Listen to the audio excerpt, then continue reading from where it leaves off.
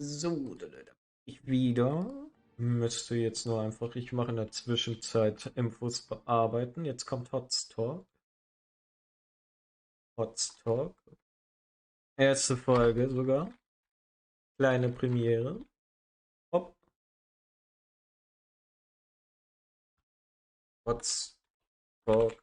Hopp. Hinzufügen. Bumm. Verzeihung. Ja, ich schreibe ihn einfach an, dass er bei mir in den Chat schreiben soll. Das ist, glaube ich, einfacher, damit ich ihn nicht überlese.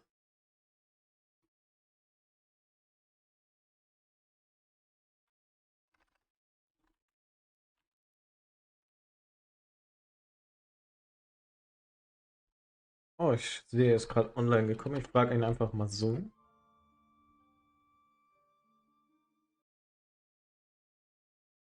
Nochmal kurz muten. Muss kurz husten.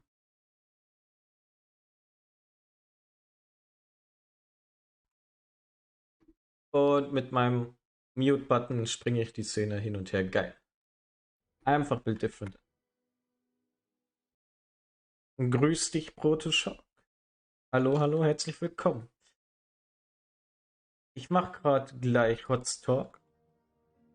Hotstalk, erstmal muss mein Spiel wieder gefunden werden. Wird gefunden. Ich habe einen Heroes Lounge Spieler angefragt, den ich eigentlich als einen sehr, sehr guten Whitemane Spieler einschätze. Der hat sich die Zeit genommen, wird ein bisschen mit mir Weißsträhne erklären, ein bisschen Talente gehen wir durch, dann gehe ich nachher noch Fähigkeiten durch. Also erst die Fähigkeiten, dann Talente und dann machen wir eine kleine Tierliste, was starke Counter sind, was weniger starker Counter sind. So war es mir ungefähr, so war es ungefähr gedacht. Also der größte Teil wird nur Englisch von ihm kommen, aber versuche das dann alles so gut es geht ins Deutsche zu übersetzen. Darf den Held gar nicht, ja? Ich habe mir gedacht, wenn die Serie gut ankommt, beziehungsweise wenn ihr sagt, davon wollen wir mehr, dann versuche ich mehrere Leute einzuladen, die die Zeit dafür haben und das Interesse, dass man Stück für Stück die Helden durchgeht. Ansonsten kann ich auch einfach mal sowas für Arsch machen, dann rede ich mit mir selber. Mache ja eh schon die ganze Zeit, ändert sich ja nichts dran. Und,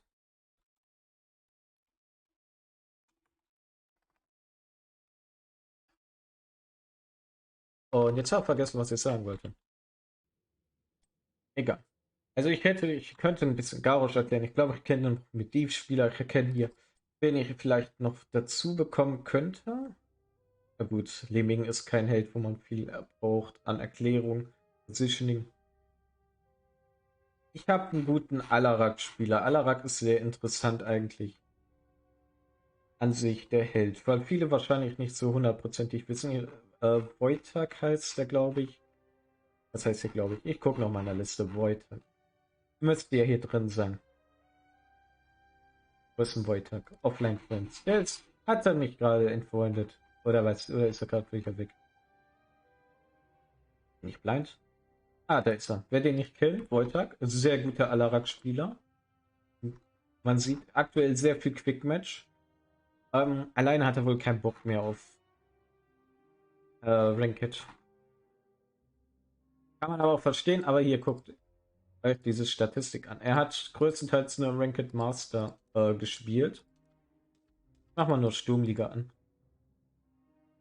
Das ist ja. Man kann halt sehen, er hat eine sehr gute Winrate mit dem Helden. Ansonsten spielt er noch Arthas, aber größtenteils kommt da nur ein Alarak bei raus. Was da hier? 75. Mach mal alles an.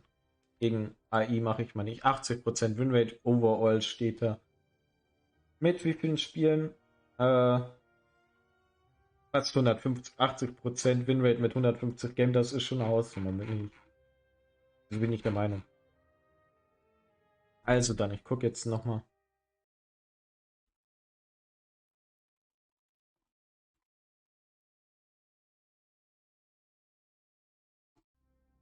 Na dann Fange ich erstmal im Deutschen an, die Talente ein bisschen zu erklären. Wenn er nochmal dabei ist, kann er es ja nochmal im Deutschen ins Englische sagen. Whitemane ist an sich ein Held. Ich gehe einfach mal in die Kategorie Healer. Das ist am einfachsten mit den Talenten zum Überschauen. Also so ein Basic-Konzept. Es gibt bestimmt Leute, die mehr Whitemane-Erfahrung haben, beziehungsweise 100% mehr sagen, welche Interaktionen möglich sind. Mit 100%, das ist halt sowas. Ich kenne halt fast alle Garrosh-Interaktionen. Das kommt halt davon, weil ich den Helden so viel spiele. Erstmal Enemy Hero. Kann ich das non? Ich möchte auch keinen Freund haben. Ich will immer alleine bleiben. Dankeschön. Zu den Talenten. Ballstrainer hat folgende Fähigkeiten. Ich mache mal Set-Level schon gleich auf 20. Das ist, glaube ich, einfacher. Die Talente blende ich erstmal aus. Zuallererst das Q-Talent. Das Q-Talent ist eine Fähigkeit. Es ist ein Point-and-Click-Fähigkeit. Die Point-and-Click-Fähigkeit verwendet man folgendermaßen. Point-and-Click ist es nicht mehr einfach Point und Cast. Du zielst einfach auf einen verbündeten Held und er bekommt dann die Heilung. Wenn man die Heilung auf einen gecastet hat, bekommt man so eine Markierung, die man sehen kann. Eine Art Malfurion-Fähigkeit. Die zeigt dann an, dass die von Eifer betroffen ist. Was Eifer ist, ist die Passive. Was die macht, sind 8 Sekunden, die geheilt wurden, eine Markierung und alles, was du Helden an Damage machst, bekommt die mit Eifer Zielen an Heilung angerechnet. Das heißt, man sieht, ich mache 136 Auto-Attack Damage, 136 kriegt der Dummy an Healing. Habe ich mehrere Ziele mit Eifer gecastet, das heißt, man kann halt mehrere Qs auf mehrere Verbündete casten, kriegen alle diese 136 Heilung angerechnet.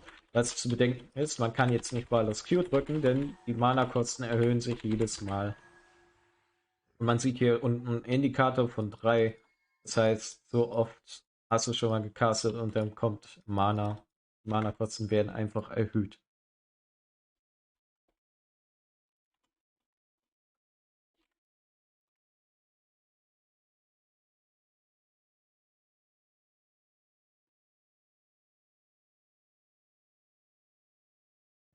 Was man aber sagen kann, was eine gute Eigenschaft an Weißmage-Strähne ist, was funktioniert ist, wenn man den Eifer durch das regelmäßige Casten des Qs loswerden will, kann man entweder Q oder die 1 drücken.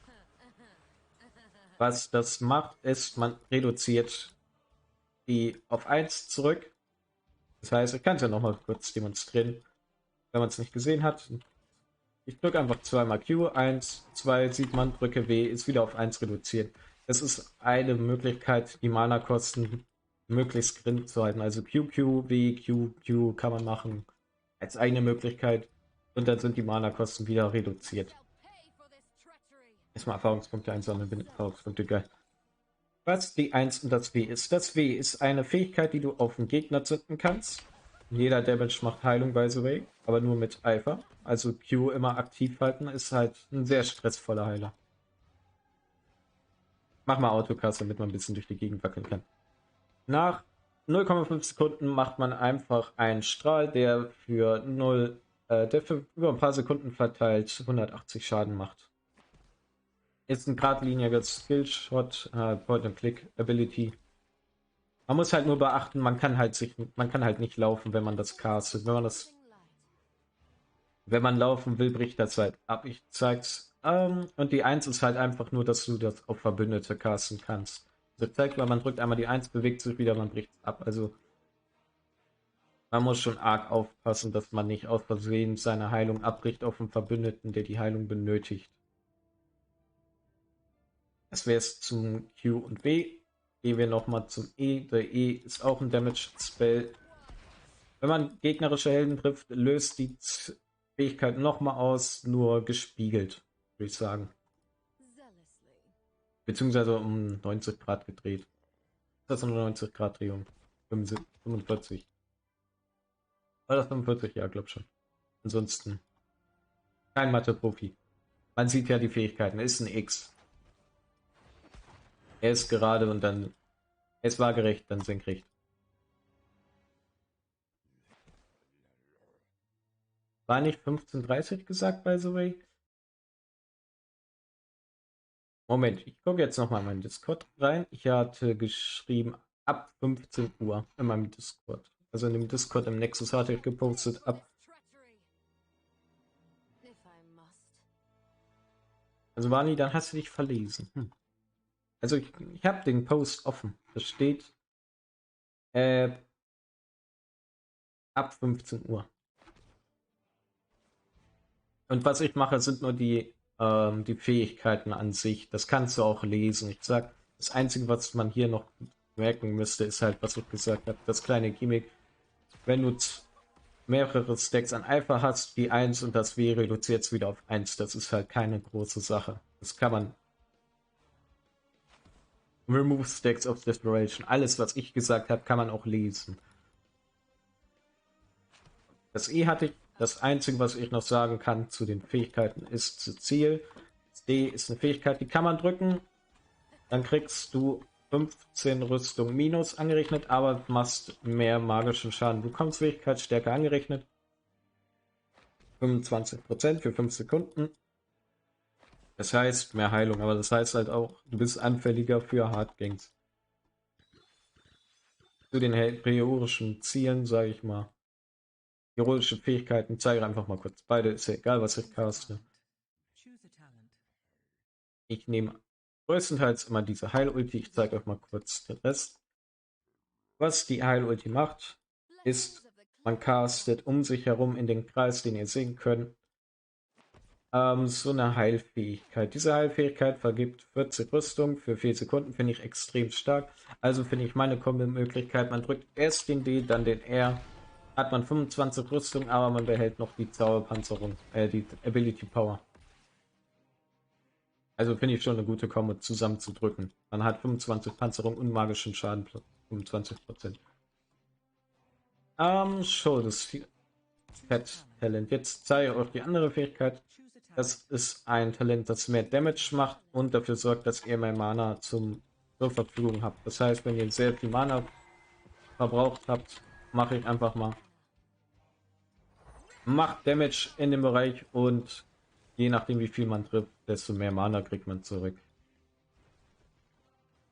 Das wäre jetzt überall mit den Fähigkeiten, die man erwähnen sollte, meines Erachtens.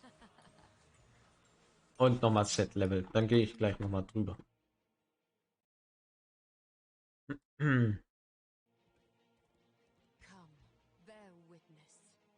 So, jetzt warte ich dann gleich nochmal auf den guten RoyalTea. Mit dem werde ich dann die Talente, die Fähigkeiten einzeln Stück für Stück durchgehen. Also wie gesagt, wird ein bisschen Englisch sein, das versuche ich dann so gut es geht ins Deutsche zu übersetzen. Aber ich glaube, ein bisschen Englisch versteht jeder. Ich habe ihm gesagt, dass es nett wäre, wenn er mich einfach im Chat anschreibt, dann sehe ich das sofort. Discord hat man keine Sounds, wenn man selbst am Stream ist. Aber bis jetzt overall von einer der Mechanik irgendeine Frage? Oder größtenteils würde man sagen, verstanden, was die Fähigkeiten angeht. Aber wie gesagt, das ist keine Kunst. Ich habe es auch nur gelesen. And there he is. Welcome, welcome. No problem, no problem. I was just explaining the talents in German. And most of it you can read anyway. Like I would start with you with the talents which you would pick and which you was thinking are garbage overall. Like which talents are good, which are bad, and then we would slowly make a tier list. Alright, I'm gonna call you now. There.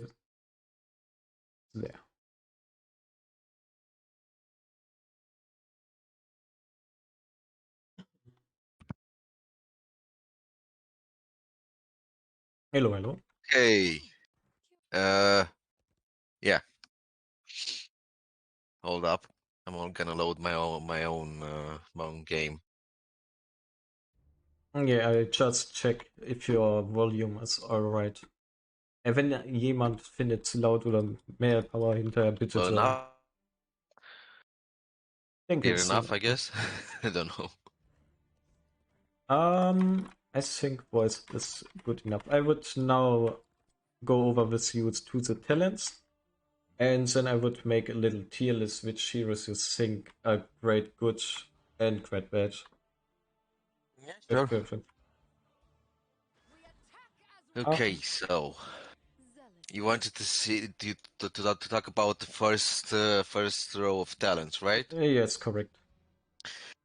Okay, so your go-to talent here is most of the time PT the Frail, and why is that? Because she has like 30%, no, 25% more healing below 30 HP. This basically gives you crits. Most of the time, it's very useful to save people that are very, very low in HP. It works very well in my experience against poison. The poison is kind of like cancelled from the HP, especially if you're gonna use, and if you can use, the Inquisition. Okay. I'm gonna make a disclaimer though. I'm not really much of a Searing Lash, aka E build person. I don't really have confidence in my in my E's. I don't really land them that well, which is why most of the time W as in Inquisition, the laser beam is my go-to talent Yeah, sure. talent build. But Righteous Flame, the one which gives you the start kind of like let's say a bit of an AA build, but also E build Mm. with a bit of a CC in it. I'm gonna get on it a bit later. It's good. Alright. I'm not gonna say it's bad. I'm gonna say which one is bad very, very soon enough. A bit of a spoiler. It's more of let's say safety build if you're not too confident on being very, very aggressive with the gameplay, because she has an aggressive gameplay. No matter if you go beam or E build, Inquisition or Searing Lash build. Mm. So Righteous Flame, why is it good? The second, but it also is a bit bad because it has the crit in the second lash, not the first one. If the second strike hits an enemy hero, they take additional 25% damage. Sure, it does give as a baseline, it does improve the baseline of the Searing Lash, but it loses the 25 more healing from Petit the Frail. So in my opinion, depending on your healing style also. If you want to like I don't know, have a lot of healing numbers, not that Righteous Flame doesn't give you, but Pity the Frail gives you more healing numbers in crits, kind of. You got Pity the Frail. If you want to like be very aggressive in her gameplay, use a lot of Searing Lashes, use a lot of AA and all that, and not be semi-defensive, because with Pity the Frail you're going in a semi-defensive build. You go Righteous Flame. Now, Inquisitor's Prayer. This is the worst talent that you can go for. It gives you no value except mana. And yes, Whitemane has a lot of mana issues, And but HP. Three uh, health. yeah, NHP. Yeah, let's say it gives you a lot of HP, a lot of mana later on in the game. And I did do one game of Sitting Lash one time. Sorry, Inquisitor's Prayer one time, and I did get at like, I don't know, like close to 300 stacks, I guess. I don't know. This talent usually is taken in ARAM, because in ARAM you don't have much of an option to go back, and you have to rely on external like globes, fountain, and maybe if you have a Malfurion. But I wanted to make like a point here. If you're struggling with mana, that's a good thing, because you're using your your Qs and your other talents very wisely. Very good, actually. Using them wisely is like, I don't know, have you explained that using Desperate Plea applies a desperation stack, and what's a desperation Yes, in essence? yes, I did. I covered it. Okay, cool. Well, yeah. And this is why Inquisitor plays or is also bad, because when you want once you reach 3 stacks of desperation, you can't use your Q anymore. Sure, you can delete 1 stack of desperation by using your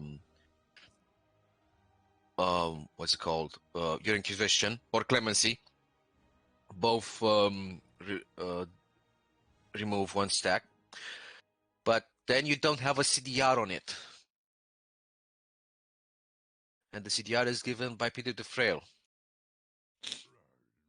There's another CDR, but I'm gonna cover that later on in the build, like 13 or 16. So yeah, Inquisitor Prayers is only good just to give you more survivability and more mana control, I guess. But Yes, you I don't need mana control. You need to be always. You need to like control your mana, um, mentally. You have to time your desperations in such a way that you have to spam your Qs when it's relevant, or just apply 1 Q and then deal damage when it's relevant. Don't spam your Qs always, unless I guess I don't know, it's in your habit. It's kind of gotten in my habit because I like to have my teammates at a really high HP, not like 50% or 75%. I like to have them like close to 100 more. But that's just me, and I'm not gonna say that's a good way to play as a healer, because you're gonna struggle with mana with Anduin, with Ana maybe, uh, or any other healer. Ufer, especially Ufer. If you're gonna play Ufer and you wanna have um your teammates at a high um HP, you're gonna struggle a lot with mana. yes, So that's more like an advice for people that want to play healers and main healers. Try not be me, but that's your find your own play style, not mine. yes. Anyway, So back on like, track. yes, Yeah, I wanted to say just two things. There is no guaranteed way to play Whitemane perfectly because you can play yeah. it No, either no, no, no, offensively no, no, or no, aggressively, but that's no. also depends on the own Yeah. playstyle. And what I have to Shh. say is the Inquisitor Prey is something I would only pick if they are having. I played it once. They had Zamura and kinda just melee comp. Like I could position myself rather safely, Yeah, yeah, yeah, and yeah. was True. in no threat of dying instantly and requiring pretty of fail. So I got a lot of value using the E, stacking up HP, and was nearly Yep. impossible to kill me in the late game. Yeah, but you didn't get much value, did you? No, I got a lot of value. They had a Zamuro and the clones No, no, itself no. I also. mean, the value from the talent is the HP and the mana. Yeah, but did you get value like healing wise? I'll be honest. I think I only picked it for my own survivability, not for overall healing stats, because we had True, quite true, true. That's a so fair point. Yeah, we had a sustained tank itself, Muradin, and I don't yeah, think he yeah. requires a lot of healing. She's kind of like Morales. But she can heal herself, unlike Morales. But if you have divers like a Greymane, like a Samuro, even a Zeratul or a Valira, you're gonna have a lot of problems, and you're gonna have to, I don't know, clutch in with your tank or someone that could peel you off like instantly. If if you're gonna stay alone in the back line, you're a ripe target for the divers. And that's where Inquisitor Prayers has value, because you're gonna get more HP with time, and especially if it's tomorrow, you're gonna stack very easily with the two two mirror images. But I want to also say about Righteousness Flame here, it's very good, especially against Samuros, because you can just land your E's and the mirror images will attack you, and you're gonna get a lot of value from your second lash, which gives you like, I don't know, let's do some, so 25 plus 25, 50% damage more, and you also have 40 attack speed for 3 seconds. And if you're gonna go, let's move on to the next row. And if you're gonna go with Unwavering Faith, which gives you basic attack damage, 20% basic attack damage, and you're gonna have the second lash, and you're gonna attack this one of the mirror images of the samurai, you're gonna have like 70% more damage, which translates in healing. So AA build against Samuros is nice, but I'm not gonna say that it's not nice to also take Inquisitor's Prayer against Samuros. I'm just not an Inquisitor Prayer hero player. Yeah, fair point. I will quickly Anyway, try to translate the first talent tree in German. yeah, sure. And let me know when you want me to move on with the second row. Alright, will do. Also kurz nochmal zusammengefasst. Größtenteils Pity of the Fray das erste Talent, da man oft Crit Healing erzeugen kann und den Cooldown reduziert um 1,5 Sekunden. Das ist eigentlich ein 90% Must-Have-Talent. Righteous Flame ist ein Talent, was man auch verwenden kann, wie man gesagt hat, gegen Samuro, weil der zweite Schlag vom E mehr 25% mehr Damage macht. Gegen Samuros Klone kann man das halt gut stacken und die Auto-Attacks werden dann halt auch schneller für 3 Sekunden, wenn man getroffen hat. Baut auch mit dem Level 4er Talent zusammen, was man kurz angesprochen hat, mit dem ersten, was die Auto-Attack-Range erhöht, als auch die Range, den Damage an sich. Weiß ich jetzt nicht, was ich doppelt gesagt habe. Und Increase Prayer ist halt so eine Art Meme-Talent. Das nimmt man nur in Aram oder wenn man es. Also ich habe einmal gespielt gegen Samuro und ich war halt in der Position, wo man die anderen Talente nicht gebraucht hat, weil die Tank genügend Selbstsustain hatte. Als auch, sag mal so, dass man die Crit Healing nicht benötigt hat. Dass, wenn man weiß, die anderen 2 Talente benötigt dein Team nicht. Das ist einfach eine Erkenntnis. Mit genug Spielen bekommt man die zusammen aufgebaut. Pity of the Fray funktioniert übrigens auch sehr gut also gegen Gifthelden, weil man mit der Crit-Heilung gegenkommen kann. Alright, then I try to go over it quickly, and now we are level 4. We stopped at the attack range in combination with the Righteous Flame. What do you think about the movement speed and the healing? Movement speed is nice. It's one of the second talents that it's kind of like a must-have to pick, and you should consider picking it. But I usually go Martyrdom for the extra healing. It kind of like you kind of like have to play like this with Martyrdom. You apply one zeal, then you use your Clemency to remove the Desperation stack, and the Clemency kind of like refreshes itself. Let me actually read up the hold up, where is the Clemency? Why is Clemency not shown? Can you hover a bit over the Clemency tooltip? Yeah, sure. So activate cast an Inquisition on an allied hero, healing them up 3 seconds, over 3 seconds while channeling. Well, this doesn't say in the tooltip, but the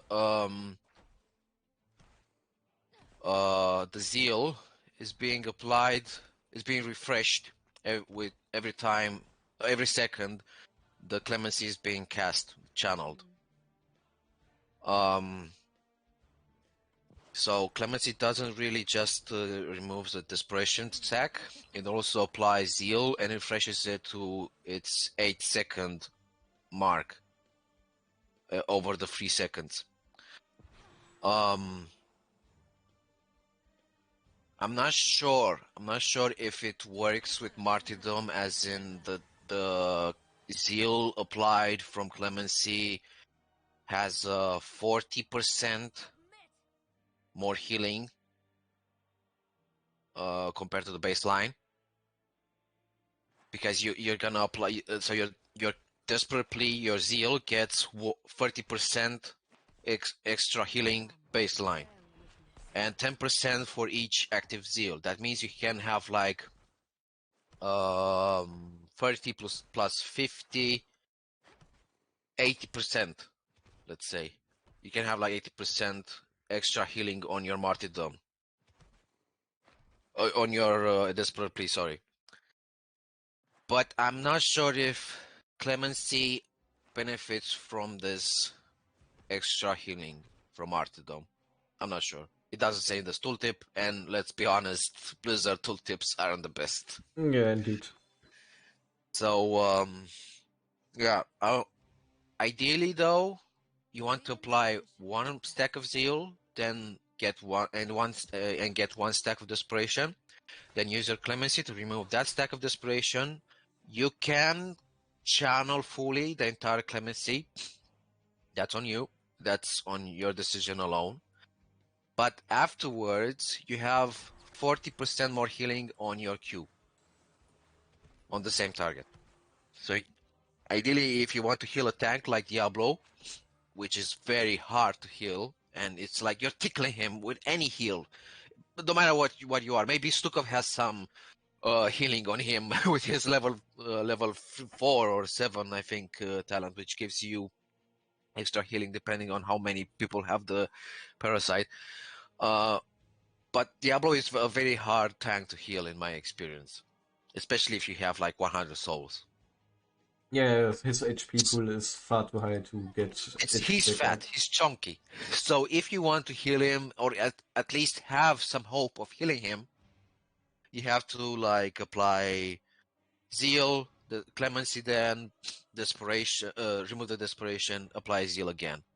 And if you can do this, you can like apply 4 zeals in 1 second, 1.5 seconds, let's say, which is a lot. And especially if he's like, if you have Pity the Frail and he's below 30%, you can heal him very good. Very, very, keep him alive for a very long time. He might get bursted down, especially if they have a Tychus or something like that, and he might still die, but the longer he stays up, the more the enemy team is like, kill him faster, and he's not gonna die because Whitemane keeps him alive so good with this martyrdom and Pity the Frail. And it's like annoying. Your teammates are killing the other DPSers or the tank. The enemy tank doesn't have the same heals as Diablo does.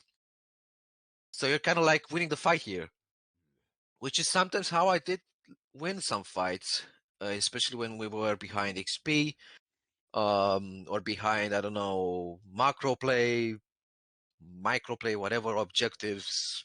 Let's say you're on a cursed hollow map.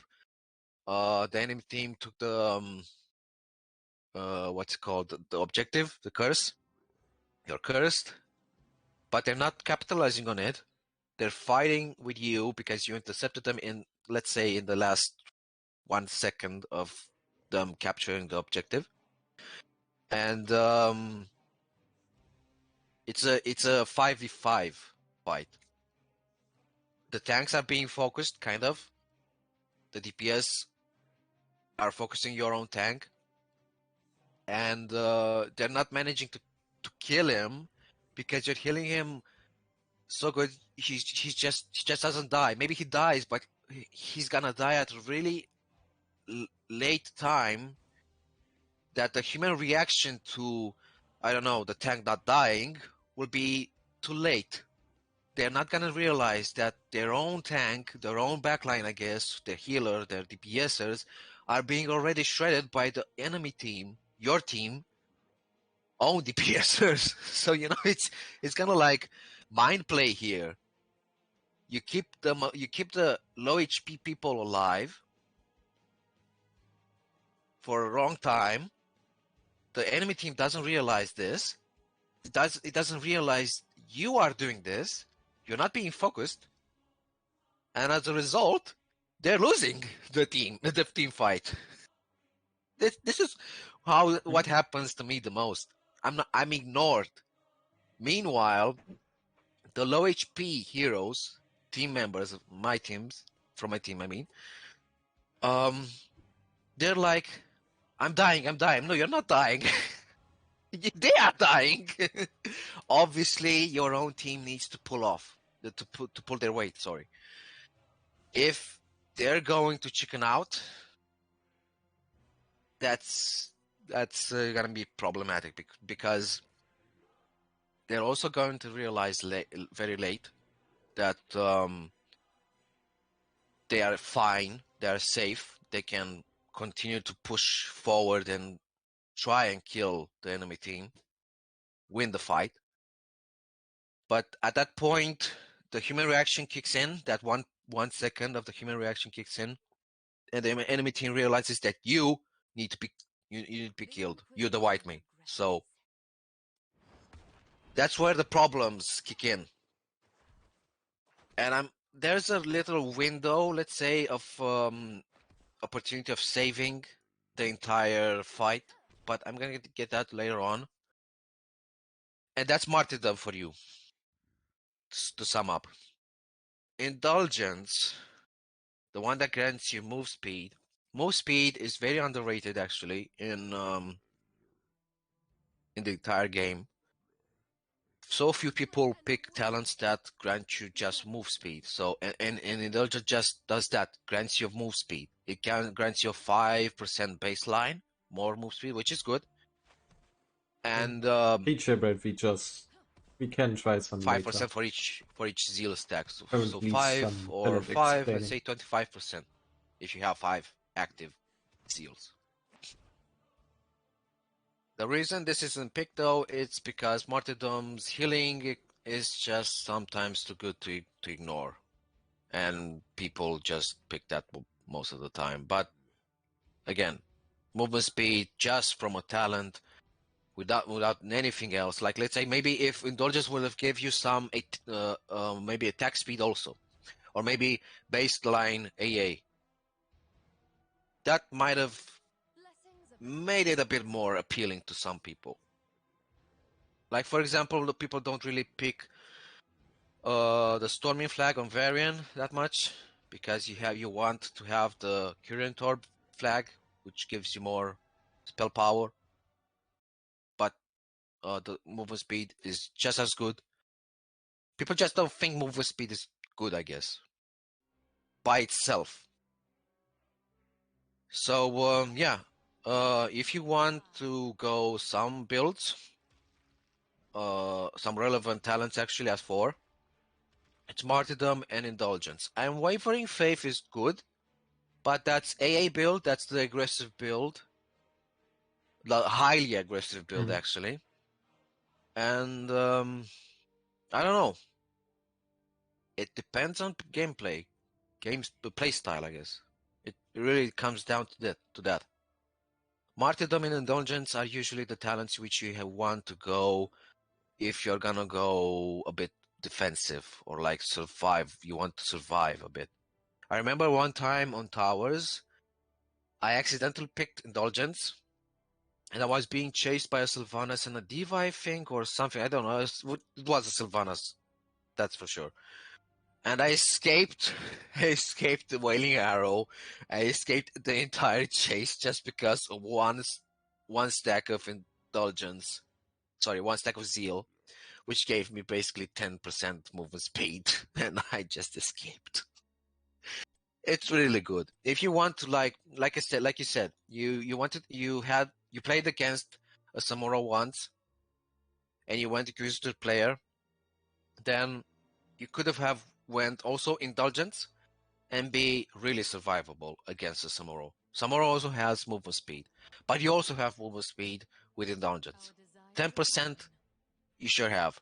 And if you're gonna apply Zeals to everyone, you're also going to have movement speed, like depending on how many. So Indulgence is really good. You shouldn't ignore it as a talent. Unwavering Faith is just basic attack damage, range, and it only goes well with Righteousness Flame at level 1. Primarily because you get 40 attacks, 40% attack speed for 3 seconds with each Righteousness Flame. There are other talents that go with this, but that's later on. To be and for me, we can move on to the third row if you want. But I think you want to translate the talents, right? Yes, I'm going to quickly cover Yep, them in go, German. go ahead. Also das Unwavering Faith Talent ist halt das aggressive Bild, was man am besten, wenn man das Auto-Attack-Talent auf Level 1 geskillt hat, das baut aufeinander auf. Ansonsten sowohl Endurance als auch Martyrdom ist sehr empfehlenswert. Und dafür ist einfach mit dem Movement Speed hat man die Möglichkeit zu escapen, Skillshots zu dodgen und so weiter und so fort. Es wird heute häufig ignoriert, weil es nur Movement Speed gibt, ansonsten nicht so viel. Das Ziel, ähm, die erhöhte Heilung wird increased, also wird erhöht um 30%. Das bedeutet halt einfach, man bekommt mehr Heilungsstats und diese Heilung wird nochmal für jedes Ziel erhöht. Das heißt, 80% kann das Maximum erreichen. Vikings und so zähle ich jetzt erstmal nicht mit. Das heißt also, wenn man zum Beispiel diese Scarlet Ages Hub alle erreiche, mit 5 Mann haben das Eifer aufgerüstet, bekommt man 80% mehr mit dem Cure geheilt. Das heißt, man kann das wieder resetten. Was man auch erwähnt hat, ist, dass das Einser-Talent das Eifer immer wieder resettet auf 8 Sekunden für jeden Heilzyklus, sage ich jetzt mal. Jede Heilung, die durchgeführt wird, Castung, wird halt immer wieder auf 8 Sekunden resettet. Man sieht halt, das Ziel resettet sich. Ansonsten beide Talente sind zu empfehlen. Und das Unwavering Faith größtenteils nach Auto-Attacks. Alright, I covered that now in German. Level 7. I assume the cleanse is nearly a must-have in all cases. Yeah. Cleanse is just too good not to take. I'm not sure about master play, game GM play, and all that. Maybe even diamond. But let's. I'm fair. Cleanse is one of the best No, yeah, supports. Surprisingly though, if you're gonna go on Heroes Lounge, I think no Heroes Profile, and check Intercession, it's not popular. I'm not sure which one it is, but people also pick Zealous Spirit, and I'll be honest here, Zealous Spirit is the chicken Whitemane. It's not quite defensive, yes, I agree. But I think they want to get more value maybe out of the level 4 Martyrdom talent. Casting it on 2, getting a seals themselves, resetting it with the 1, and then going back to the Q and healing. You mean Zealous Spirit to get more zeals? Exactly, like to stack the healing numbers. Yeah, that's a fair point. But I think overall, if the team requires a lens, like if the tank is not a garage or something that has ability. Usually what the cleanse. I personally feel naked without a cleansing ability. And I'm gonna make a little disclaimer here and say a very controversial thing.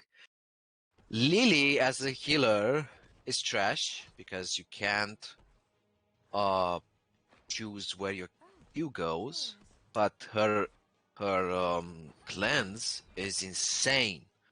It has a very long cooldown, that's for sure, but it has an insane CDR, so you can like do a cleanse and 5 seconds later, maybe 5 seconds, like it's like maximum you can go, I guess, in a probably team fight.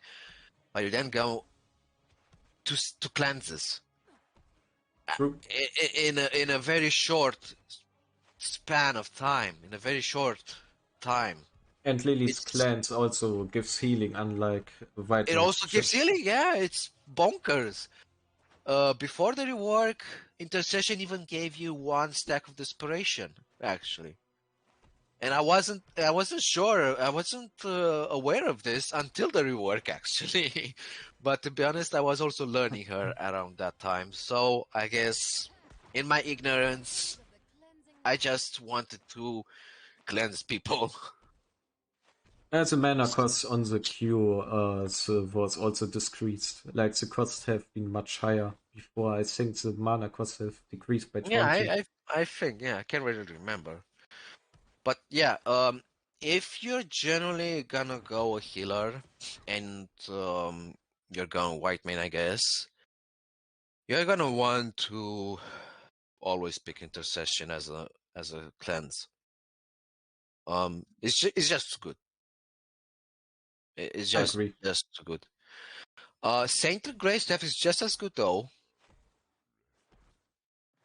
and yeah, I guess it works with the AA talents. The Righteous True. Flame at level 1, the Wavering Faith at level 2, 4, sorry. uh, but yeah, I don't know what to tell you about Saintly Grey Staff. I don't really pick it. It really relies on you to land your E's, your Searing Lashes, very well. Generally, you want to go E-build when people have, like, I don't know, Muradin Imperious Thrall. And I don't know, you're playing Hanamura. Disclaimer, it's gonna be played in a new Heroes launch, so maybe you need a brawly map to go AA build. True. I also believe you need to trust your tank, because if you are Yeah, scanning yeah, aggressively and it's a random tank in here, then you yeah, also game, you get zero value yeah, out of the attack true. build. You need a dependable front line, because if you're gonna go full AA build, you're gonna use a bit of healing and survivability. You're going to need to be very aggressive. Um, I'm not sure if it's viable to go Inquisitor's Prayer at level 1 instead of Righteous Flame to get more survivable. But here's the thing. If you want to go AA build, Whitemane is the last pick. And you ban heroes like Greymane, Zeratul, Samuro. Not really all 3 of them, but at least some of them. Let's say you go Anubarak and Whitemane, and the Zeratul slips past. Anubarak just goes Cocoon, and the Zeratul is Cocoon. And you stay close enough to the tank so that Anubarak can um sorry can cocoon the Zeratul. Usually you are close, even with your unwavering faith, which gives you 1.1 what's it called, range on your AA. You're close anyway. So yeah, that's how you how you have to play around the AA build. It's viable, but not my playstyle. It's always down to playstyle, to how you're comfortable with being on a healer. Like, I don't know, maybe you want to be in someone's face, or you want to be a bit of the back and heal people from a safe distance. This is basically the crash course with Whitemane's healing. It's either in the face or in the back. So saintly great stuff is good, only in AA build. But I guess if you misclick like I did recently, it's not bad either. You're getting more damage. The only thing that I don't like about Saint Grey Staff is that you do 1 AA on the target and the mark is removed. Also, it has a 3-second duration, which is not ideal. If you want this to be relevant, Blizzard, you should change it to 0 seconds. Make it infinite. But that's just me. And this is the only thing that I see that can be improved in Saint Grade stuff. Otherwise, it's good. 55 spell damage is nice. Coupled with, let's say, I don't know, 25 with, let's say, 40, no, 50 from the level 1 and 4. It goes well, and you can heal just as much with AA build. Zealous Spirit, yeah, you did a good point. You get a zeal to you, and it's you don't waste a stack of desperation just to heal yourself. If, let's say, people are gonna attack you, and also you're gonna get more survivable with a zeal on yourself just as much. But again, this is from my experience. I don't really need one on myself. I need to queue myself to add zeals on myself when I'm escaping, and I'm spamming them as much as I can. And I'm also using the Searing Lash as much as I can, especially since I'm going most of the time with Peter to Fail, and it gives me Searing Lash. No, actually, it doesn't. This doesn't give me Searing. No, it does. Sorry, no. I was gonna say wrong information, but I didn't. So yeah, back on track. I don't really need a zeal on myself to heal myself. If I'm getting caught, I'm dead. I know that's gonna happen. I can try to save myself, but I usually don't go survivable talents. There is still a chance, like you can't underestimate the healing, like on level 1 if you're going the crit healing. No. Like you have a slim chance if they're missing everything with that talent on you. Like if, let's say, you put your healing on a Genji, then Diablo, they go in hard. You got then the self-healing, and then you spam all your abilities on the enemies which are diving you. There is a slim chance that you are surviving. Yeah. But the No. chance that you die is still high though. If you want to like survive with non-survivable talents, I'm gonna tell you about that later on around 13 and 16. But I'm done with 7. We can move on to 10, I guess. Alright, quick translation and then I give you information. Alles klar. So, zu den Talenten. Größtenteils The Interception wird genommen. Größtenteils Cleanse ist halt so mächtig, als dass man das verpassen sollte. Cleanse ist halt ein wichtiges Tool, damit man da seine Teammates am Leben erhalten kann. Friendly Great Stuff. Das ist halt mehr Autotech-basierendes Talent, wenn man die ganzen Talente nimmt, die schon auf Autotech basieren. Aber die Sache ist die erwähnt wurde, beziehungsweise sehr betont wurde, man kann halt nur eine aggressive Weichsträhne spielen, wenn die Teamkonstellation passt, als auch wenn man dem Tank vertrauen kann. Wenn man zu oft verkauft wird, kannst du keine Heilung erzeugen. Desperation, Zealous Spirit kann man nehmen, in Verbindung mit Martyrdom, dass man Verzeihung, dass man mehr High Value overall rausbekommt. Aber es kommt halt auch alles sehr mehr auf das Spielstil an. Das ist halt ein sehr defensives Talent, was man dann mitnimmt. Und das wäre größtenteils Coverage. Autotext würde größtenteils auf kleinen aggressiven Map wie Hanamura Beats betont wurde, Sinn machen. Alright, dann Level 10. Level 10 is really simple. Ages. You just want to go ages. True. And I'm gonna skip to level 20 a bit. I had so many 5-man unstoppables that I just don't want to go Reckoning anymore.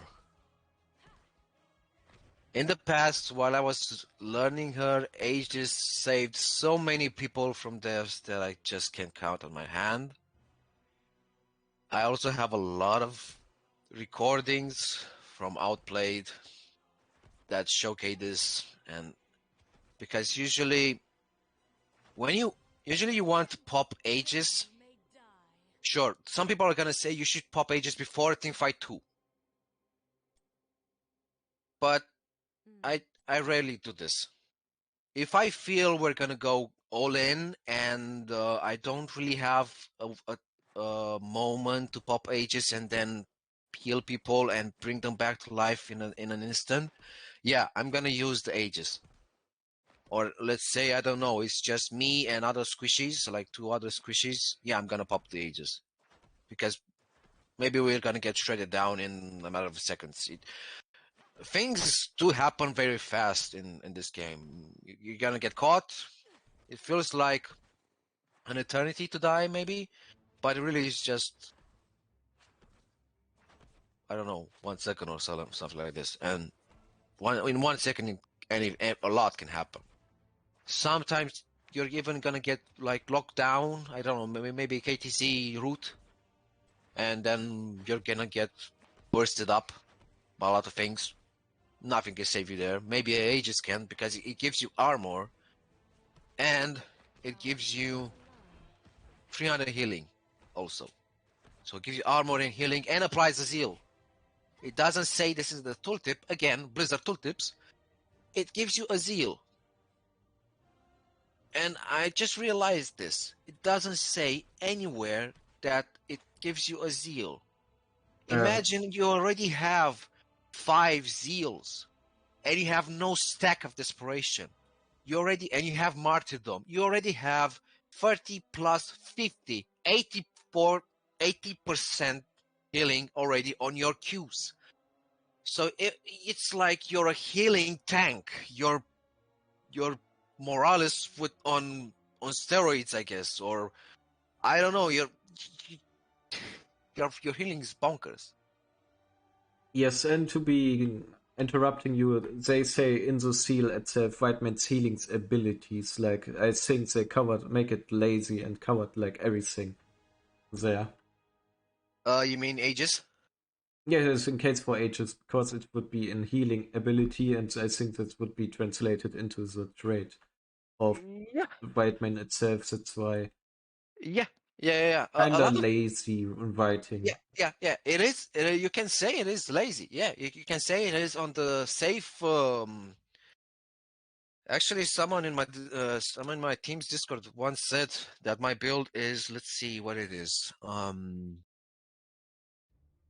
Typical beam build with 5 non-DPS talents,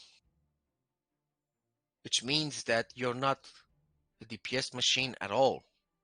And Whitemane supposedly is a DPS machine if you go AA build or E build. But I guess then you have 4 builds on her. You have the AA build, you have the what did I say again? Yeah, you have a build. AA build, and the other one I'm slipping my tongue right now. Wow, this is bullshit. Okay, so you have the AA build, you have the chicken build, which implies that you want to stay survivable. And then you have the the E build, which is basically damage on your ceiling lash.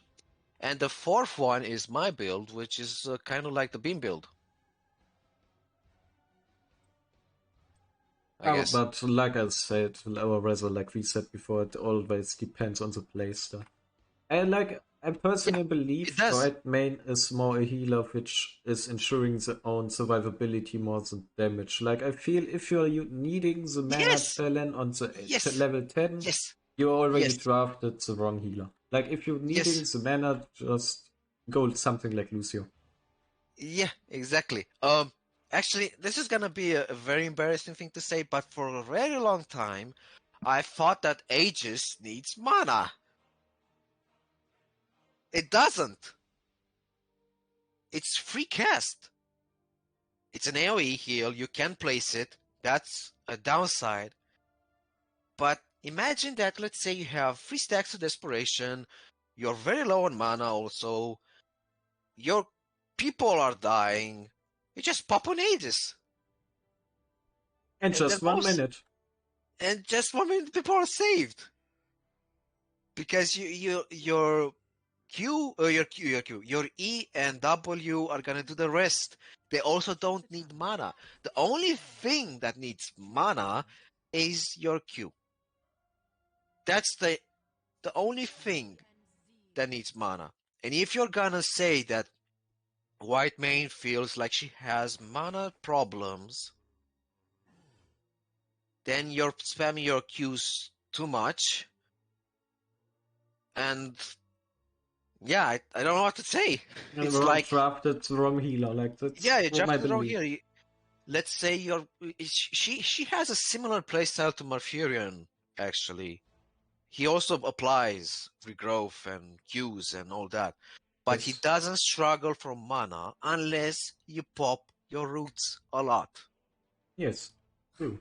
How I despise this place. So that's the entire thing with mana, these mana problems. You need to learn mana management. You need to learn to time your Qs. Here's a tip. If you're gonna while you're out of combat, pop your Q on your tank and keep it like that, because once you pop it, it has 8 seconds. It runs for 8 seconds. Your desperation lasts for 4 seconds only. So the desperation is gone, but the seal is still there. And let's say the tank is engaging. But at the same time, I guess they drafted the Zero Tool, and the Zero Tool has its way with the backline, either you or someone else. And what do you do then? You apply the Zeal on the person that doesn't have it and is in danger to getting bursted down. Your tank will be safe, will have Zeal for 4 seconds more. It's enough to happen, for a lot to happen. You can just use your W on the front line. You secure some HP from there. You use your Inquisition on the enemy tank. You also secure some HP from there. You just need to time these things very perfectly, I guess. We're speaking like inhuman timings here, though. It's normal to, like, I don't know, miss your Ws, or let's say the Zero Tool popped in the back line. You're gonna be instantly thinking, yeah, I need to use my Inquisition and Searing Lash on the Zero Tool, but the Zero Tool is just gonna pop away. He has a blink. But that's the human reaction, I guess. Yeah. And it's a normal thing to do. If you want, though, to capitalize on the timings, you have to Q on your tank before the team fight starts. Keep it like that, I guess. Let the desperation run out. Then you have a free Q. And by the way, the rework she had in like March last year, I think, the cost per mana was reduced on desperation, so it's much better now. And you shouldn't really be scared to do it, to use more desperations than you want.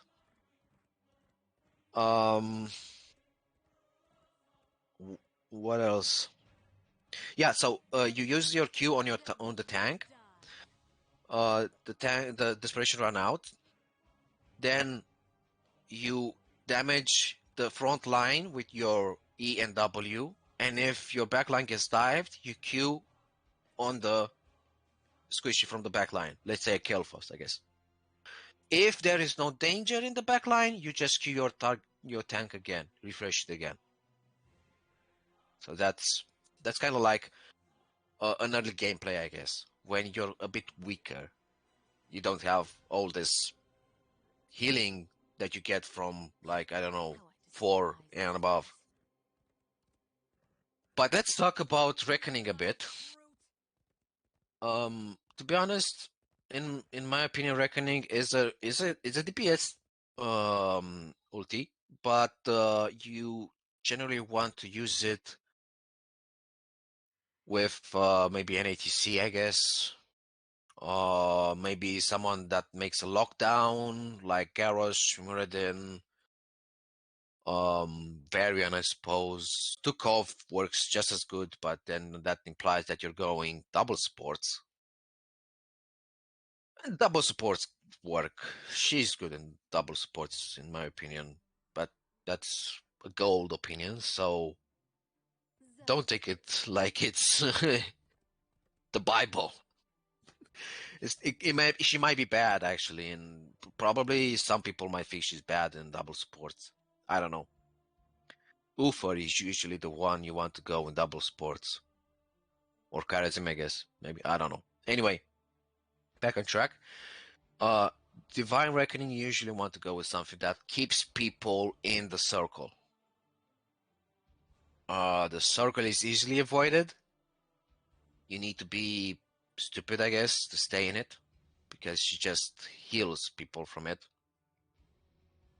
Or maybe you need to know how to place it, as Whitemane, I guess.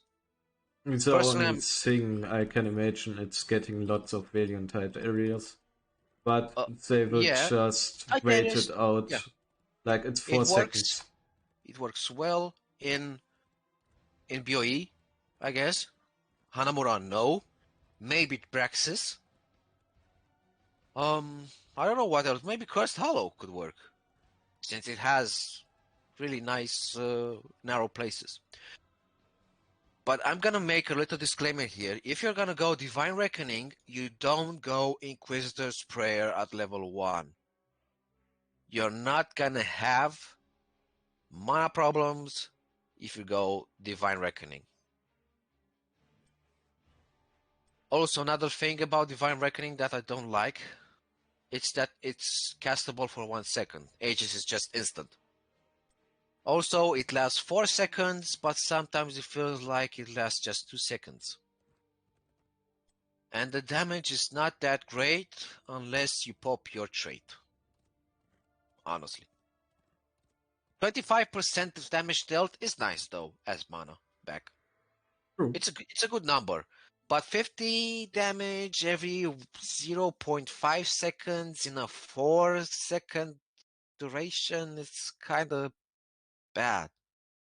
Maybe if it was 5 seconds instead, I guess, it might have been relevant, or the damage would have been, I don't know, let's say 60 or 65, I guess. I don't know. I really don't know. Maybe the cooldown might have been better also. Let's say it would have been... Age is already busted, so the 60 seconds is nice. Maybe also 60 seconds, or 65 seconds, or just 70.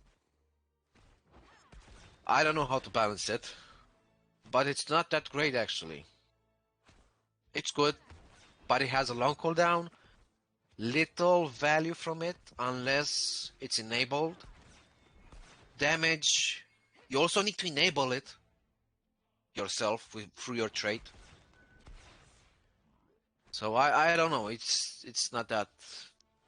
You could also go with this if they have 3 frontliners maybe.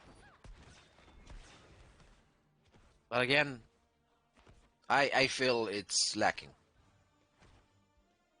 It's lacking a lot. It needs to be a bit reworked or replaced maybe with another trait. It would be nice to have something like Resurrection, since canon-wise, lore-wise, from the Warcraft universe, she resurrects people. She's that. Yeah, and let's make a little disclaimer here. Resurrection, lore-wise, isn't something that everyone does. Only powerful people, beings, whatever, people can do it. I guess she can only do it through the staff she has. It's a bit of a thing that supposedly has some immense power. I don't know much about this. But we already have Oriel that has a resurrection, so I guess this could work. In my own ignorance, I guess you can say, I was thinking that she could do a mass resurrection once, but that's just broken, so no. That's never going to happen anytime soon or ever. But one can dream, I guess. True. Anyway. Chat also said, since we are talked about Aegis level 20, we should also say Judgment Day. Some overall opinions to it, make it even. Yeah. The level 20 upgrade is good on Reckoning. Yeah, that's true. There's more damage. Also pulls people to the center. But I'm gonna get on that in a moment. Personally, I'm done with the level 10s. We can go on to the 13s. Sure, then I will quickly try to over-explain it in German once again.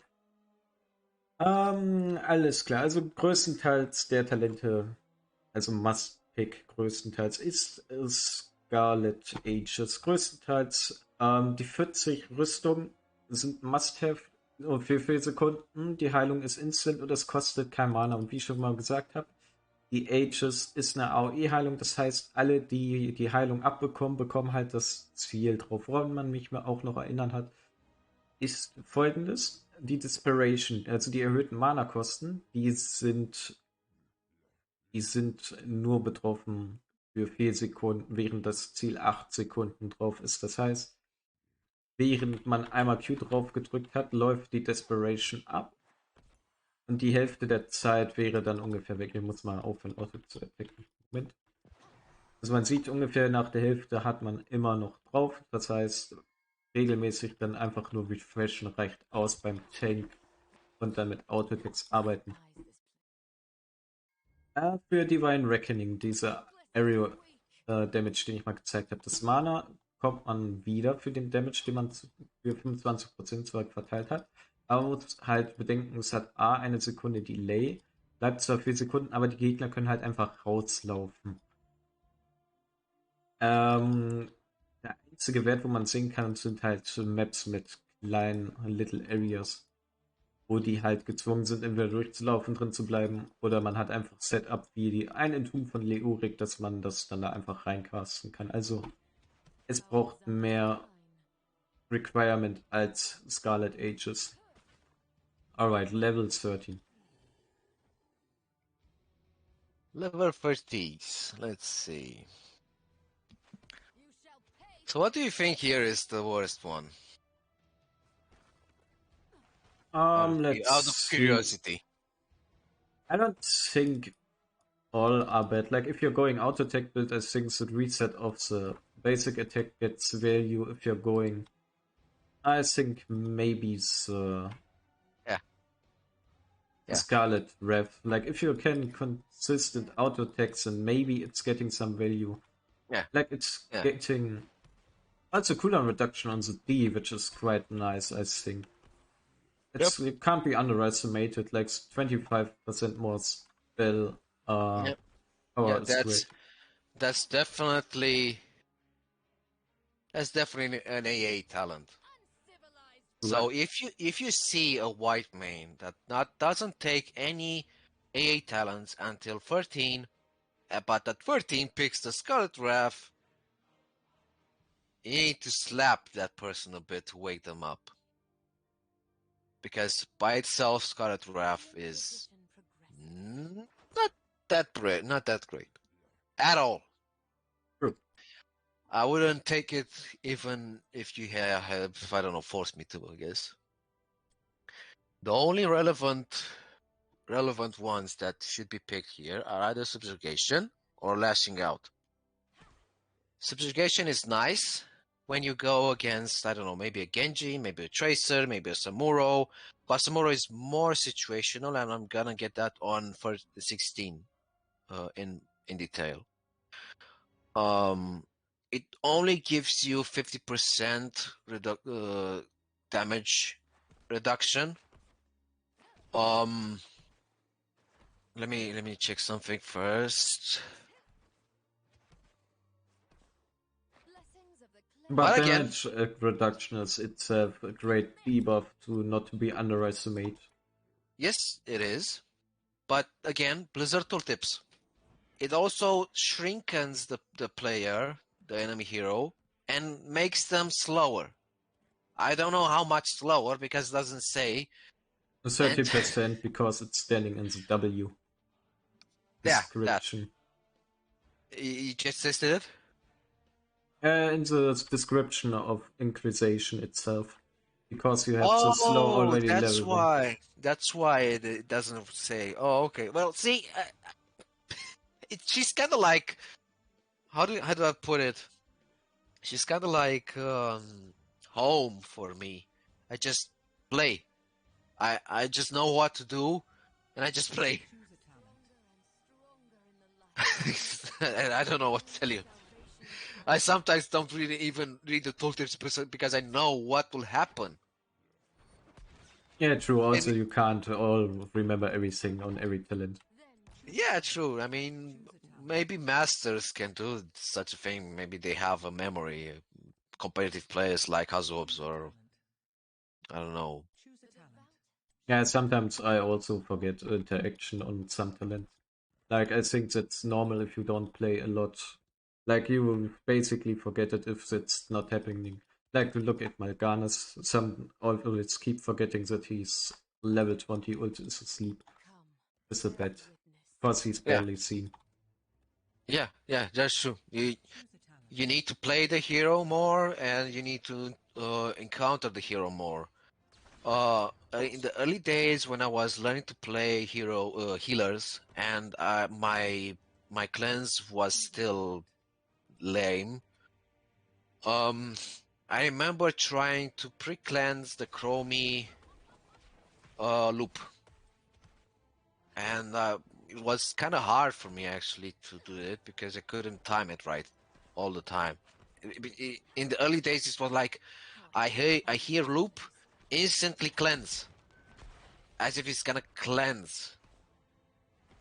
Now I guess I can say I've been getting a bit better at it, and I just pre-cleanse almost everything. On a good day, I can cleanse the entire game. So, and speaking about cleanses, I wanted to say this when we were talking about sevens, but I guess I got sidetracked with other things and I forgot to say it. It's a When shrinking you're gonna happening, by the way. go against Akira as a Whitemane, you want to go intercession, the cleanse at 7. For so many times, so many encounters I had with Kira in Quick Match because she's more played in Quick Match than Storm League. And I don't think she's that played in Diamond, Masters, GMs, and all that. Maybe she's played in Bronze or Silver. I don't know what to tell you. Uh, for how many times I encountered Akira in Quick Match, you have to cleanse it in such a way that you just position the Kira so awkwardly, she dies. I have one Kira cleanse on Tomb. She was spinning on my teammate, and I cleansed my teammate while she was in between my teammate and one of the walls, and she got displaced near my Liming, which just bursted her down in a matter of seconds. Because she didn't even have any. She loses everything. Also, you have to take this into account. When you cleanse Kiras, they're like, what just happened? It's the human reaction. True. They're gonna react very slowly to the fact that their spinny got cancelled. And they're like, yeah, I'm gonna spin, and then I'm gonna close in to the target and do my thing, my combo. Yeah, good one. If you're gonna go Kira and you want to avoid these awkward cleanses, it's simple. You lock in the target with the spinny and you just go in. You don't spin around. You just go in. You stun them. That's it. That's what I've been struggling. True. Yeah. Someone says that she uses the 20-arrow latest strike, silencing kill your entire team. Yeah, that's true, I guess. Yeah, but then you have the Aegis itself. Like, if you know what she's going to, you can AoE cleanse the team, and then the silence doesn't appear. So I don't Uh, think that's a big see, counter. But like, this is what I mean, but by cleansing it and positioning the Kira awkwardly. vielen Dank für den So Support. Like, again, normally she drops, replace your ultimate, and then Kira yeah, would also be already focused down in the best yeah, case. In the worst case, the team goes making camp. yeah, yeah, yeah. I mean, it's very rare, let's say, when Kira uh wakes up from the cleanse, from the awkward cleanse, and says, "Yeah, I need to do this now." It's very rare, but Kira is again very rarely played, almost never. I see here some matches, so like in certain matches there is a guarantee pick. Like auto attack Kira is actually a thing. If I must. Yeah, true. But anyway, we were talking about learning knowing talents and knowing heroes and all that. Basically, this is from what everything got sidetracked. Back on the 13s, 13 says. yeah, subjugation is just good. It's just good to take, but you have to take it usually as a must during drafts like when you're against Tracers, Genjis, Hanzo even, I guess. Thrall. Thrall is good to be reduced because he has percentage damage. I don't know here if the percentage damage is also reduced. I think I remember being told that it doesn't. It doesn't, because percentage damage you can. It's always like it's guaranteed damage, I would say. Still, But it's like, good to cleanse the other damage, the base damage, I guess. yeah, like a Although pyroblast, for example. yeah, that's good. That's good. Yeah, Although I'm percentage. not sure if you can cleanse, if you can reduce the damage, the base damage, and just leave the percentage damage to do yourself. I don't know if subjugation can work against heroes that shred people based on percentage damage. This Let's say we play against the Tigers. I'm pretty sure you no, get. Tychus isn't cancelled about from this. I've been told by Masters players, even a player that actually someone that played in CCO, that it doesn't.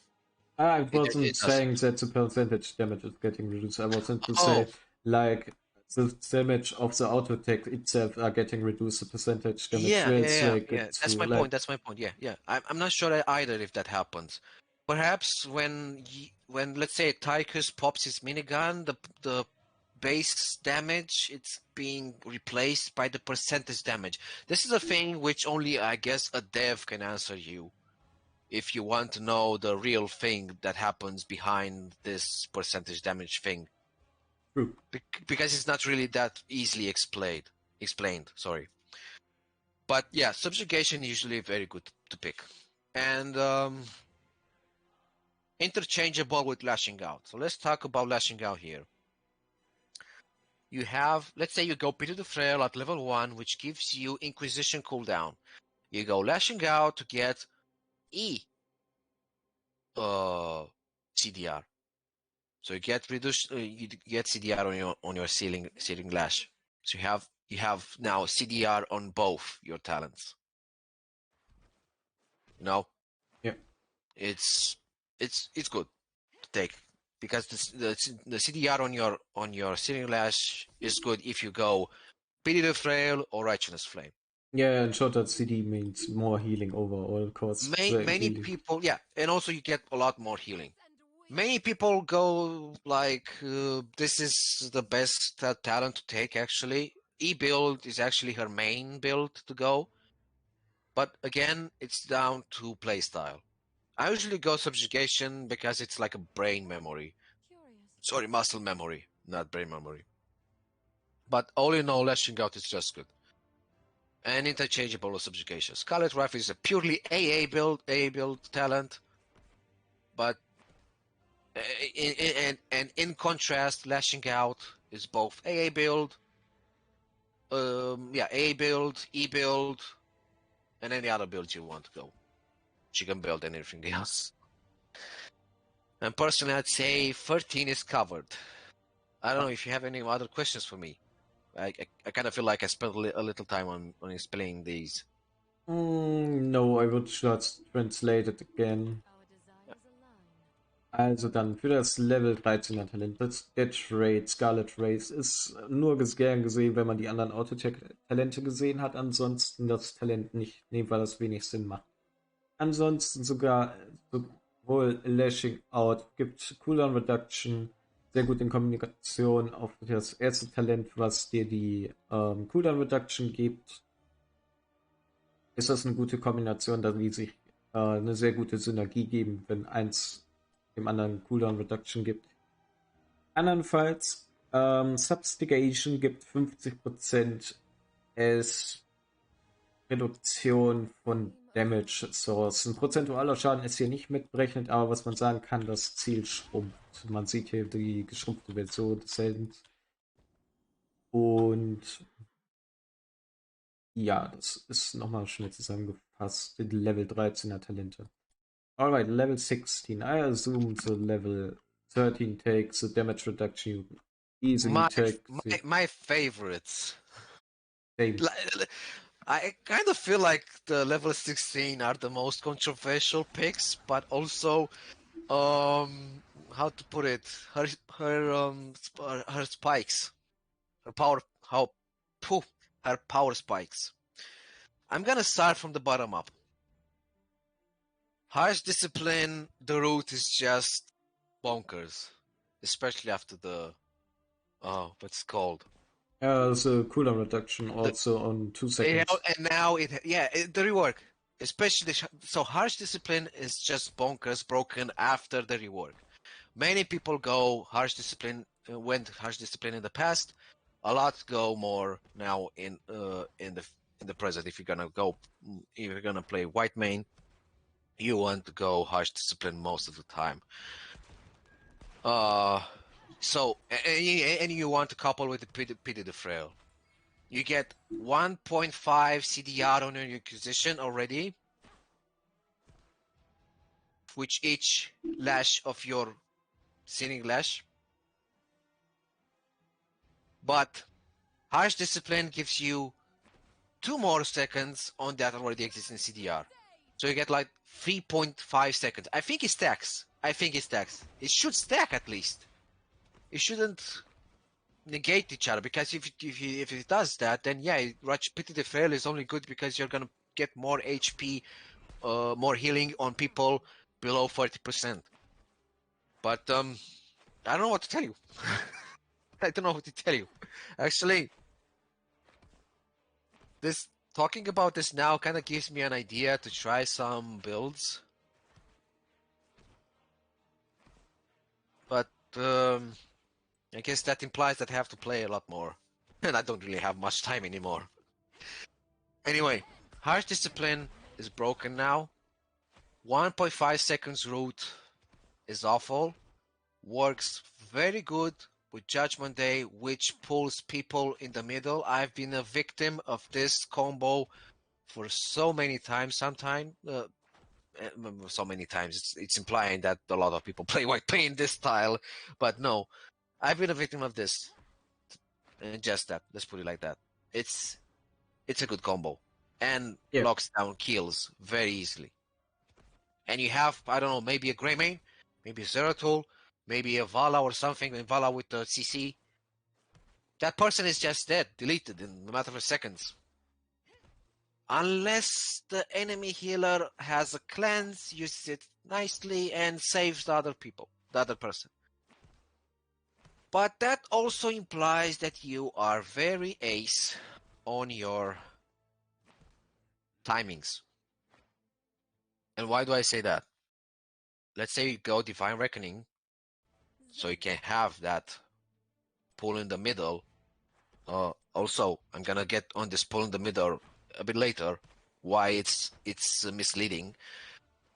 So Divine Reckoning has a 1 second cast.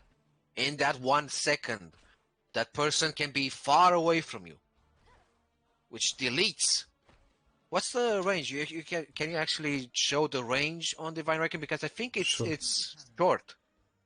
I think it's short. It's okay. I wouldn't say too great, to be honest. Yeah, it's not that great of a distance. If you want to capitalize on it, you have to be very close to the enemy. Yeah. You have to be like you have to, let's say, be very close to your tank, behind him or her, I guess. Anyway, but yeah, Also, the hitbox is kind of baiting you. Like, if you can see, it's just casting in the middle. Like, I'm casting it. It's already in casting range, however, just in the center of it, it will getting casted. Like, Whitemane will actually move to the spot where you cast it, even if you're a bit slightly off. yep, yep. She needs to be in range to that to cast though. Divine Reckoning. Here's another flaw about Divine Reckoning. But coupled with Harsh Discipline and Judgment Day at level 20, it works just fine. I guess you can do this to secure a really good kill, like a Diablo, I guess. Diablo is hard to kill, especially on 100 souls. So if you want to kill him, you need to lock him down really, really good and have someone like Vala, Tychus, or anything else that has percentage damage and can kill him really well. So yeah, you just CC'er, then that locks down the Diablo. But Harsh Discipline is just good also for you to escape. The only thing that I guess, not that it lacks, but it's a semi downside to it. It's only one person route. So if you're like followed by 2-3 people and you route just one, I guess you have to know who to route to get away. That's the only thing I guess you can say that it doesn't really help much with. It only routes one person. But I guess if you're playing against Orphea, I usually want to go this when I'm playing against Orpheas, actually, or Genjis. Tracer less so, I guess. She's just Tracer, no. I guess. No hurries, please. But you want to keep these people, these heroes, locked in one position. Illidan is also good, especially if they're against an Abafur. With an Abafur, sorry. You want to put them in their place. 1.5 seconds is enough to probably kill them or secure a disengage from such a toxic combo. Yeah. But yeah, now shared punishment is just my go-to. Same. I like that you can actually cast it on a friendly hero, and it will jump over like. Yeah, clemency works with shared punishment, even if it doesn't, or it implies it does. If you read the tooltip of the clemency, it's not that open that bluntly said that you're going to use like an inquisition. It's like it's the same talent. I remember sometime someone told me that they weren't aware that clemency benefits from your 16 talent on your W.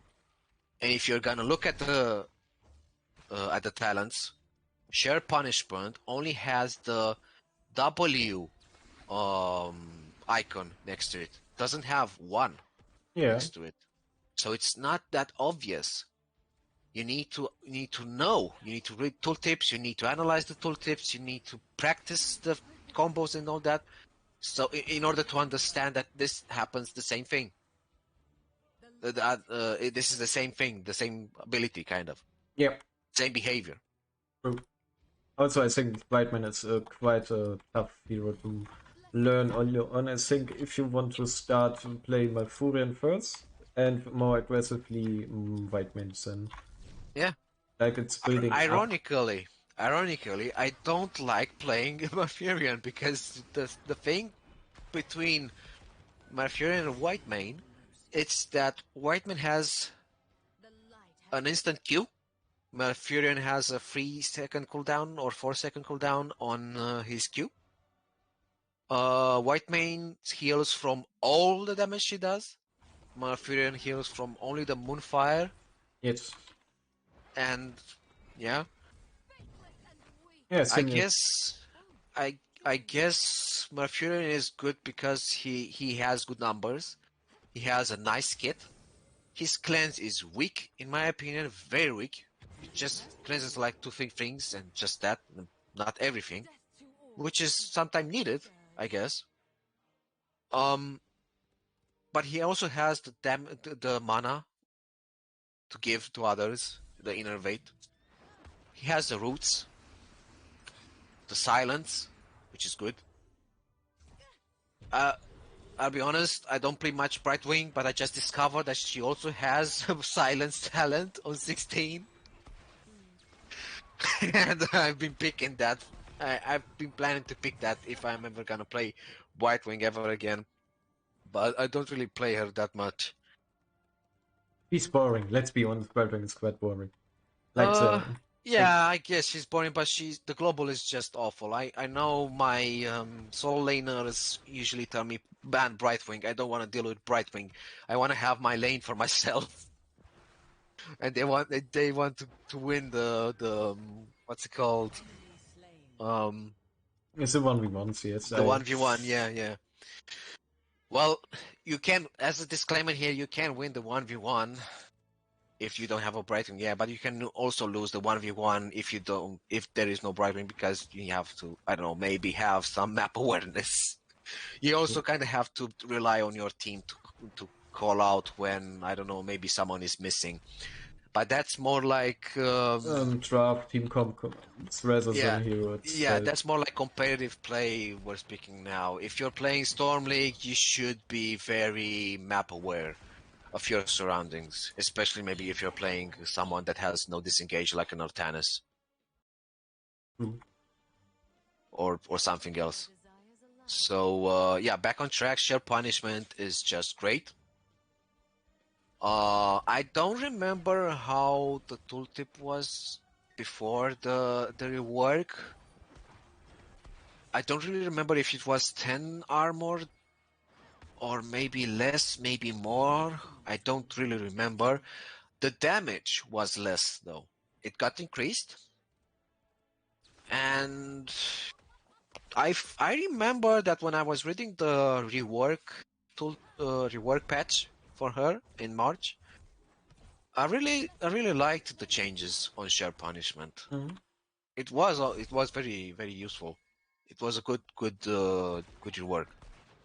What I actually really like about this talent, you can punish aggressive things quite a lot with it. Like, if there is a Garrosh running away and the Varian is following him, you just simply press the one talent on your friendly tank and it jumps over to the Garrosh and he will be also slowed, causing him to get armor reduction as well, some damage.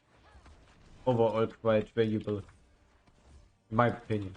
That's why I often take the W talents at 13 and 16. And So, another thing I like about share punishment is that you basically damage to heroes. Oh, you're dead. That was an insane. What's that AI reaction?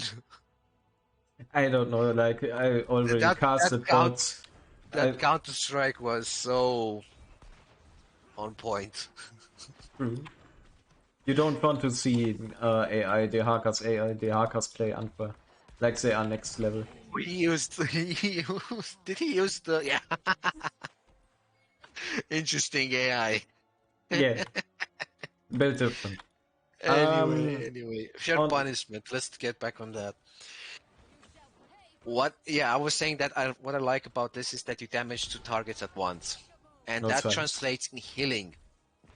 And generally, when you go share punishment, and you can damage 2 target at once, or just use clemency on your own target and yeah, Weil ich Deutsch bin.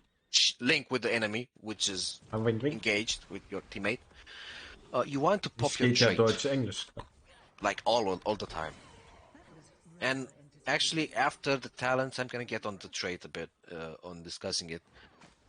But yeah, share punishment is another must pick. Usually, it only goes with the let's say beam build.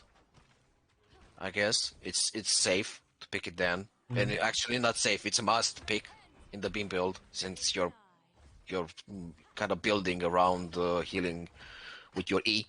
Sorry, W.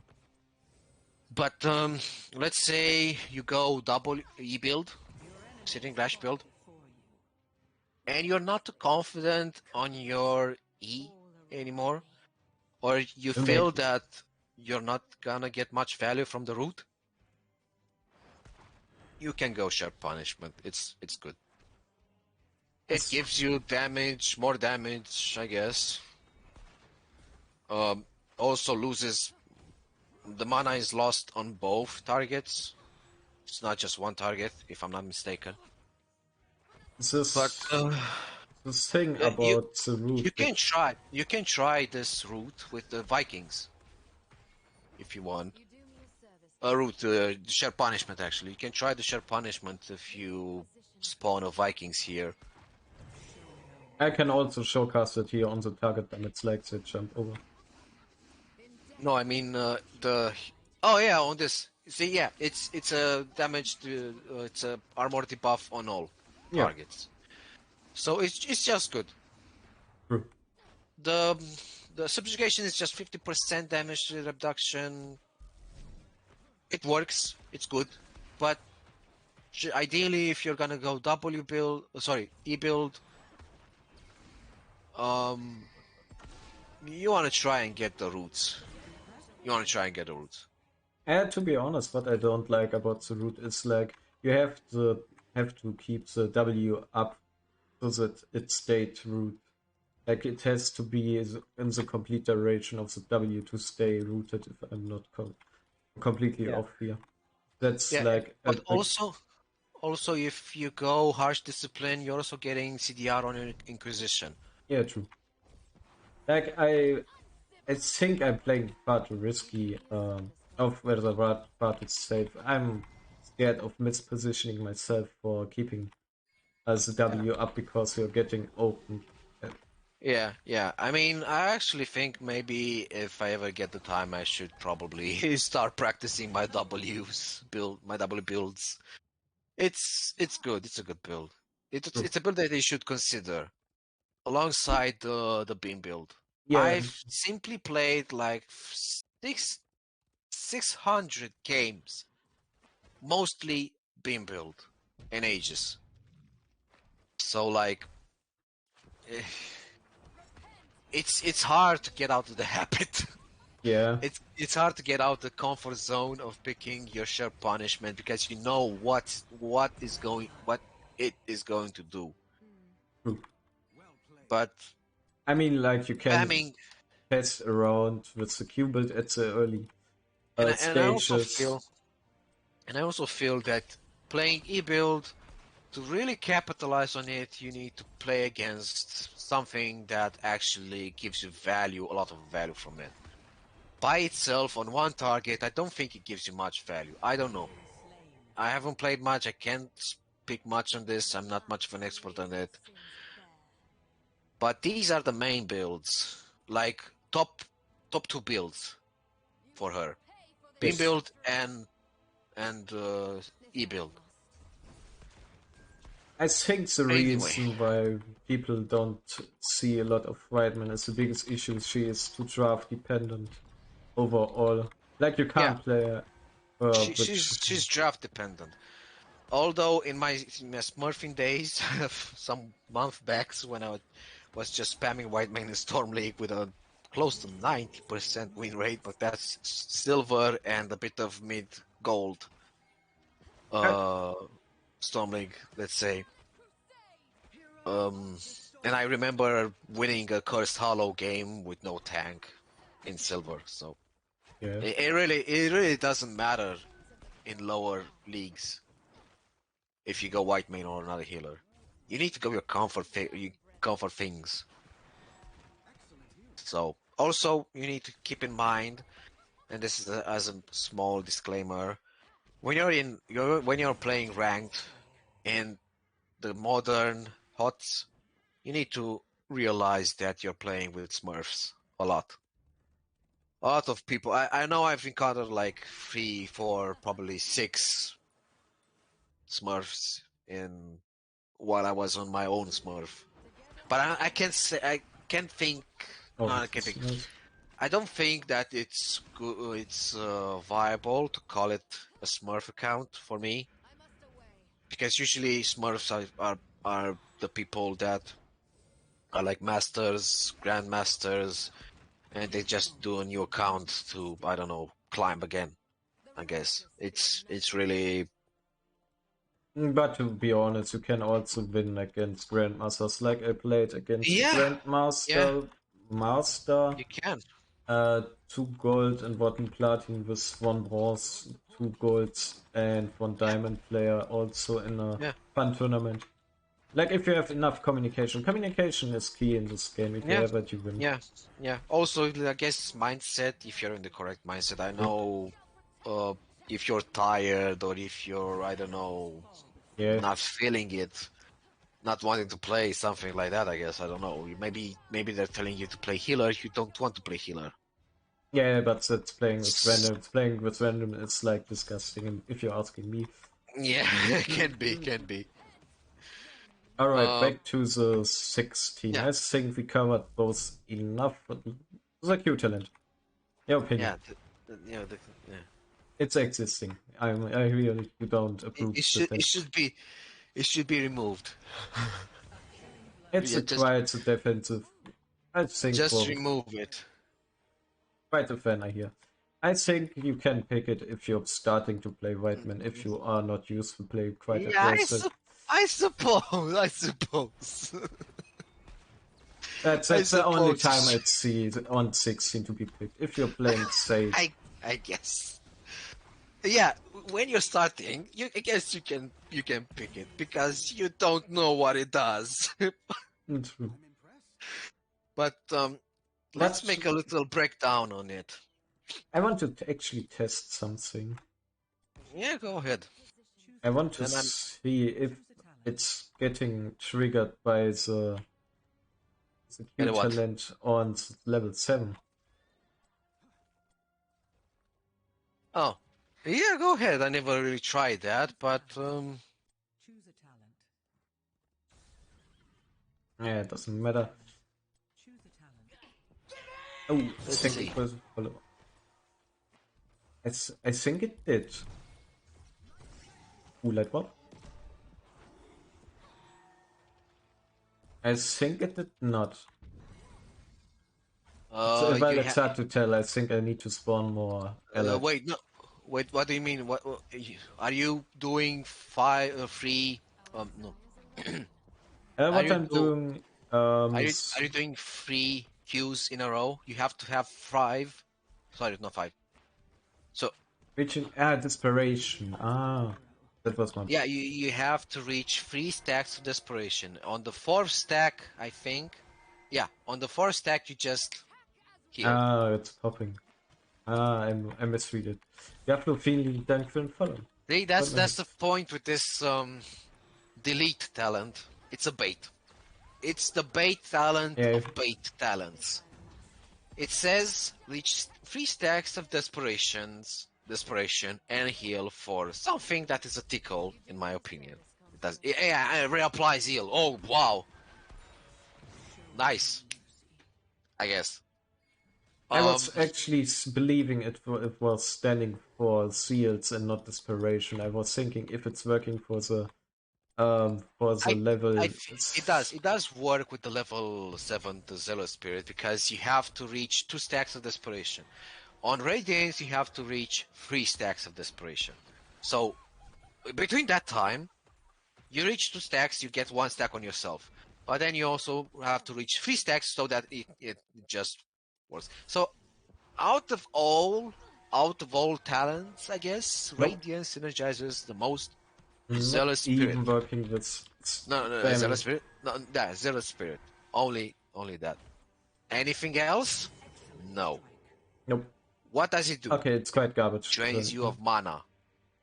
Yeah, You're it's gonna not have even. a lot of mana issues with this because you're gonna have to like capitalize on picking this.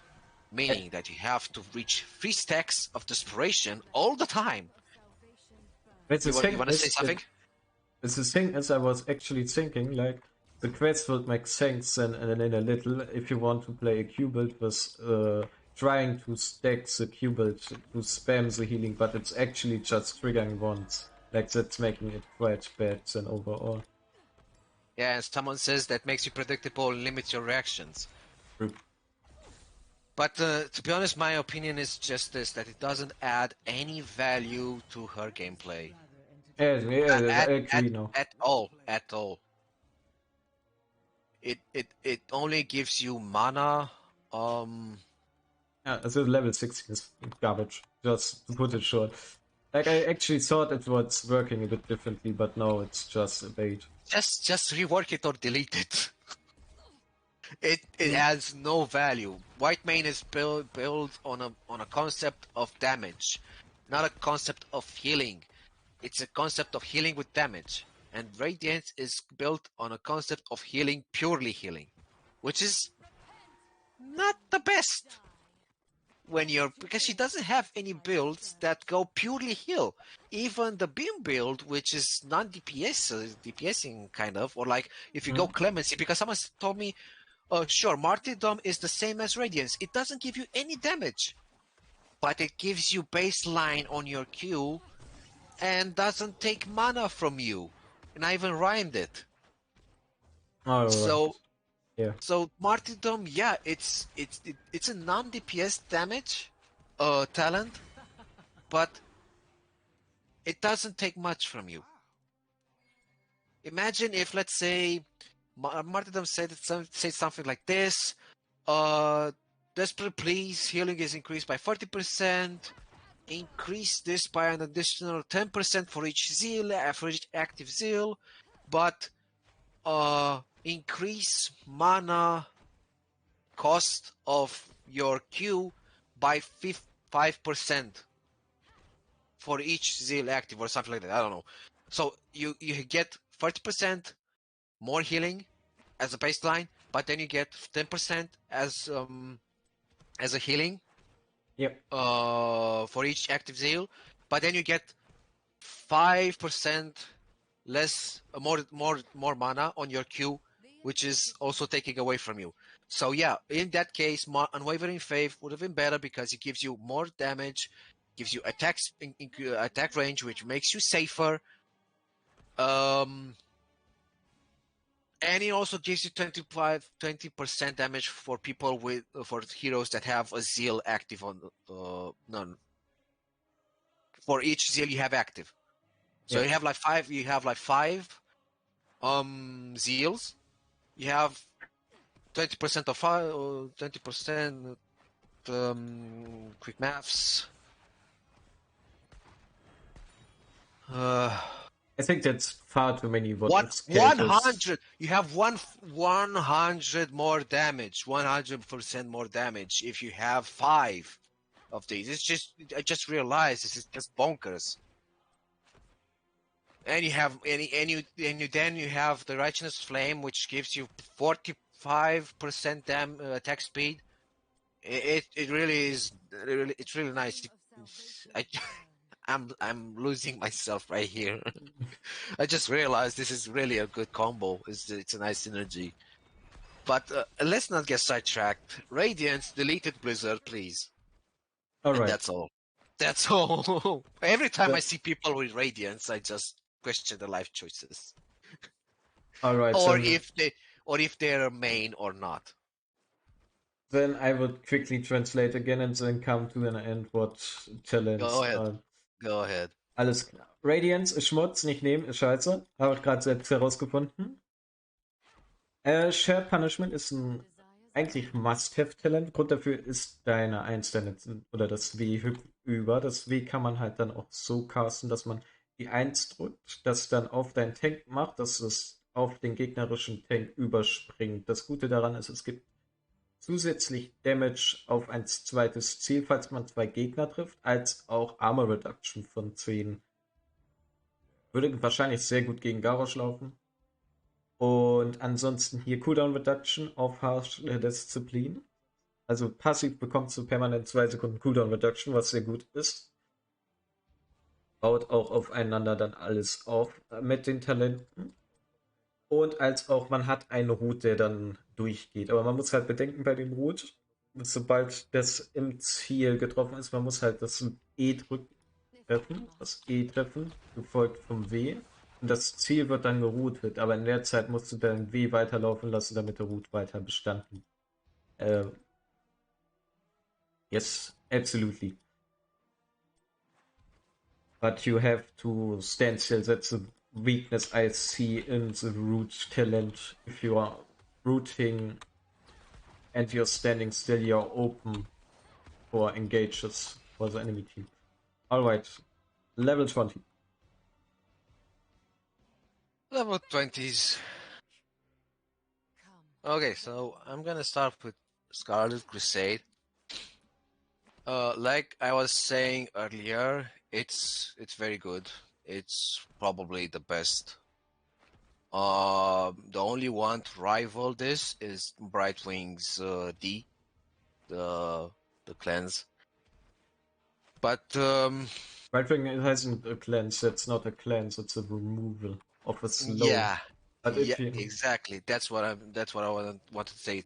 It doesn't work the same. It's not much of a cleanse. But to be honest, I'm not sure how many cleanses have 2 seconds. I don't know how many. yeah, it's an AoE cleanse as well. Like I think It's that's also actually the AoE. most Yeah. strongest I heroic think in terms of healers. It's I think it's the strongest cleanse in the entire game, but I might be wrong. Probably Joanna's Falling Sword could rival this, but you don't see Joanna's go Falling Sword. You mostly see them go Blessed Shield to engage. to be honest, I think that's the strongest cleanse available for all healers. That's something we can just Yeah, agree. for the healer like roster that you have right now, this is the strongest cleanse that you can have. And nerfing this would really cancel the entire worth of Whitemane's 20 late game play, I guess. So if someone thinks this is broken, they might have a point, but that implies that you don't know how to play around it. I know I've cleansed a lot of 5-mans, a lot of, I don't know, 5-man CCs. But But the thing is, it's just giving unstoppable and a lot of yeah, healing, but you can play around it by easily drafting an Anna or anti-healing overall. Like even if you're giving them unstoppable. or even just baiting with something. Yeah, true. Let's say you have a Garrosh that does like free that does a taunt, but more than one target taunt. I don't know, let's say 2 people. The Whitemane habit might kick in to just use Scarlet Crusade here and cleanse those 2 people. For that, however, you need to be in range. The range of Scarlet of Aegis is quite short, and you can't target it like you target Reckoning, which is one of the downsides of this talent. Of this ulti, actually, not talent. So you are going to be in range to maybe a Sonya Leap, maybe Vala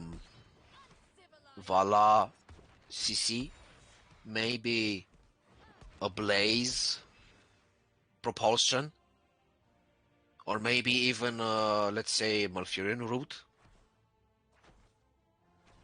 So let's say that if you bait it with a garage, with a taunt, and the Whitemane cleanses this,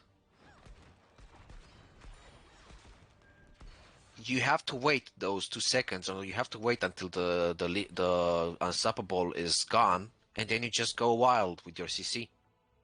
Yeah. You just that's how you play around this. You have to bait it. You have to wait it out.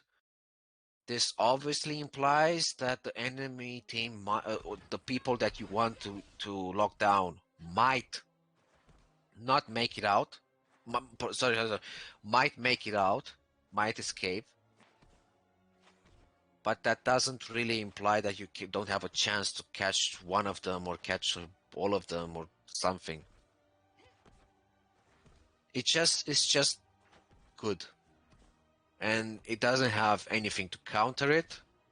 Sure, the Ana grenade might cancel the 50% what's name reduction, but the unstoppable is just no. Yeah. It's like the aerial seraphim, 10 seconds unstoppable. Yep.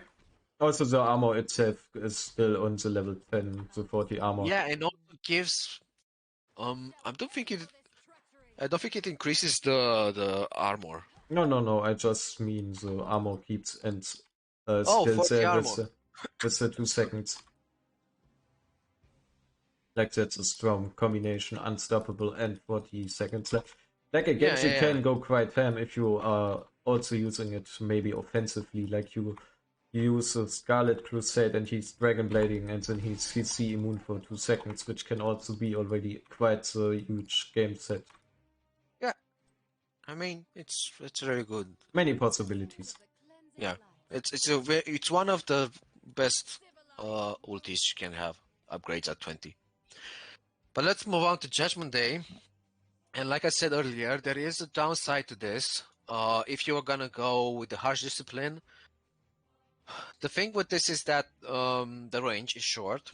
It has 1 second cast, and let's say the target you want to lock down is very far away. The Searing Lash is not the same as the Divine Reckoning range. So you cast Divine Reckoning, you're not in range, however, to probably root them down. Let's say, however, and you can see this if you're going to try and use harsh Divine Reckoning on Alarak, you can see this that it doesn't pull them always to the middle. It's not like a guarantee. It can pull them a bit inside, but not exactly to the middle. It really depends where you land the Divine Reckoning. If the enemy hero is like around the edge, more to the edge than the middle, then there is a chance they might not get pulled in, because by the time the Divine Reckoning lands, they will be outside already, like close to being outside of the Divine Reckoning. They'll be like pulled somewhere like close to the middle, not in the middle as it says. Which is something that I think is another downside to this, because there's no certainty that you're gonna get that hero, that enemy, in the middle. And also, I kind of feel like you should have a bit of slow, because they get pulled in the middle. Sure, fine, nice. You have 75% more damage. Nice. It is a big ring. Also nice. But you just get away fast. They need to be slowed down in a way. Yeah, maybe in combination with the W talents on 13 and Yeah, on with shared 16. punishment, this can work. This slows them down. It slows those 2 people down.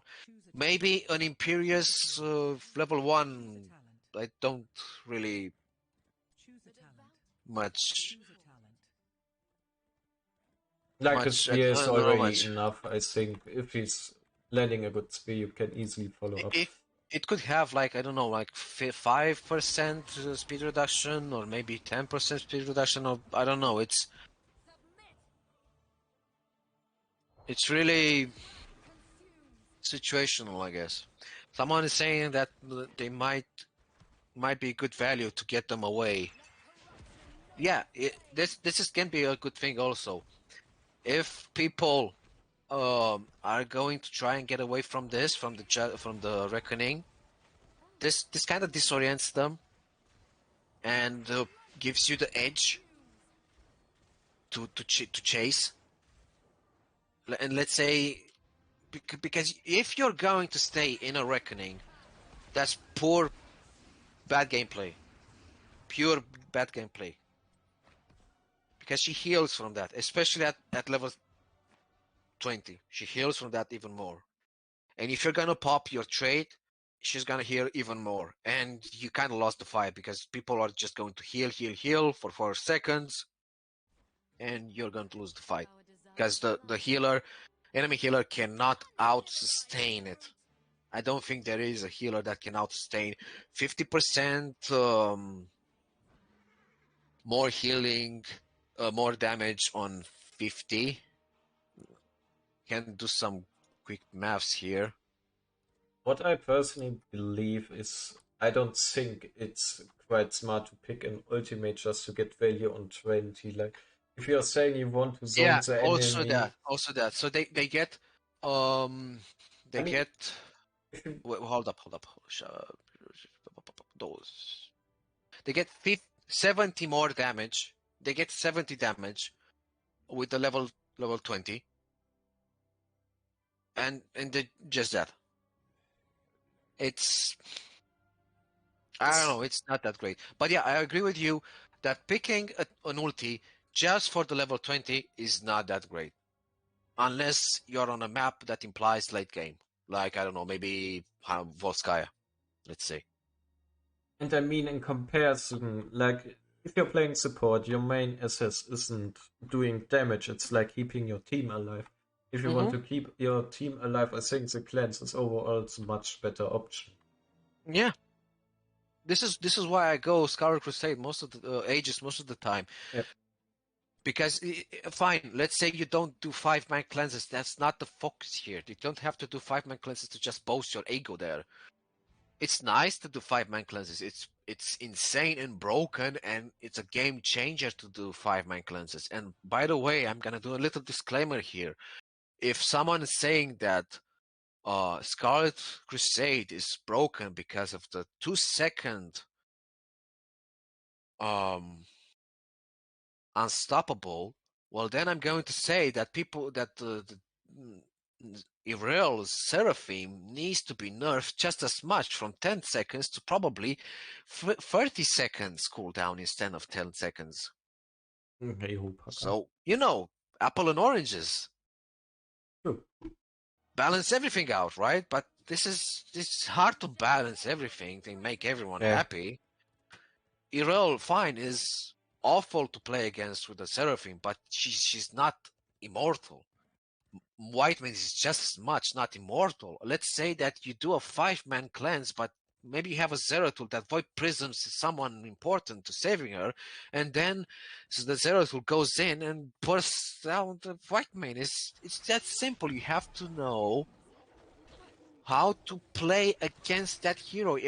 Let's say if you're like struggling against someone, a certain type of hero, or maybe a certain hero, you have to know how that hero plays. You have to understand the talents. You have to know what's their weakness, what's not the Yeah. weakness. It's pure common sense here. You don't have Bro. to nerf. You don't have to nerf the abilities, the ultis, and everything else, the talents, until it's extremely irrelevant. But The only it's value I could still see is like if you're contesting a boss point or like on Dragonshire and pulls a target which would misposition themselves yeah, by it, yeah. but that's the only thing I see here.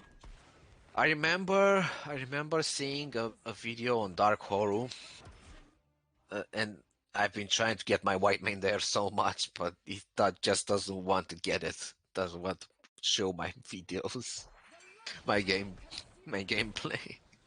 But I remember one specific Whitemane, which even landed on the thumbnail. A Falstad flies in on Cursed Hollow, bottom objective. The Whitemane goes in to try and take it. And I think the Whitemane had Reckoning. I need to rewatch it because I don't remember which were the level 30 and 16. But she might have had Righteous Flame, Divine Reckoning, and Purge the Wicked because the Falstad just got deleted in 1 second. She had Purge the Wicked, that one I can tell. So, yeah, I guess this is also down to how to put it, gameplay, game style. How you pick your ultis and your level 20 upgrades. You might be extremely offensive and just go Righteous Flame, Unwavering Faith, Saintly Grain Staff, Divine Reckoning, Lashing Out, Harsh Discipline, and then Purge the Wicked. Or Judgment Day, both work. And this is just a DPS, Whitemane, that also heals a bit based on how much damage you do. So I guess you can also do this. But Judgment Day, all in all, let's say it's good. It could be better. Yeah, And it's decent. I'd personally add speed debuff to it, or a bit of Shorter casting time, like maybe half a second shorter pressing one. Like that you have maybe more chances to land on a squishy target. Or you can make it instant and have a shorter range actually. The range of the W and the E maybe actually. It could work better. In Maybe. truth. But instantaneous might be then a bit too powerful. Or on 2.5. Probably, yeah. 2.5 maybe might be better then. Or just 1 second and make it a closer range, I guess. I don't know. Bigger And casting gun. Give it like 10 or 5 speed reduction maybe. Or maybe debuff. Don't know. More than 10 speed reduction might be broken. Because she already has the 30 speed reduction on her Inquisition. Which is already broken. It kind of 30% is a lot. Anyway, you wanted to say something? Not anymore. Regarding the ults, I wanted to. Yeah, we can go on to the Guiding Light. This one is situational, but good. It doesn't give you a Desperation stack. That's good. Costs no mana.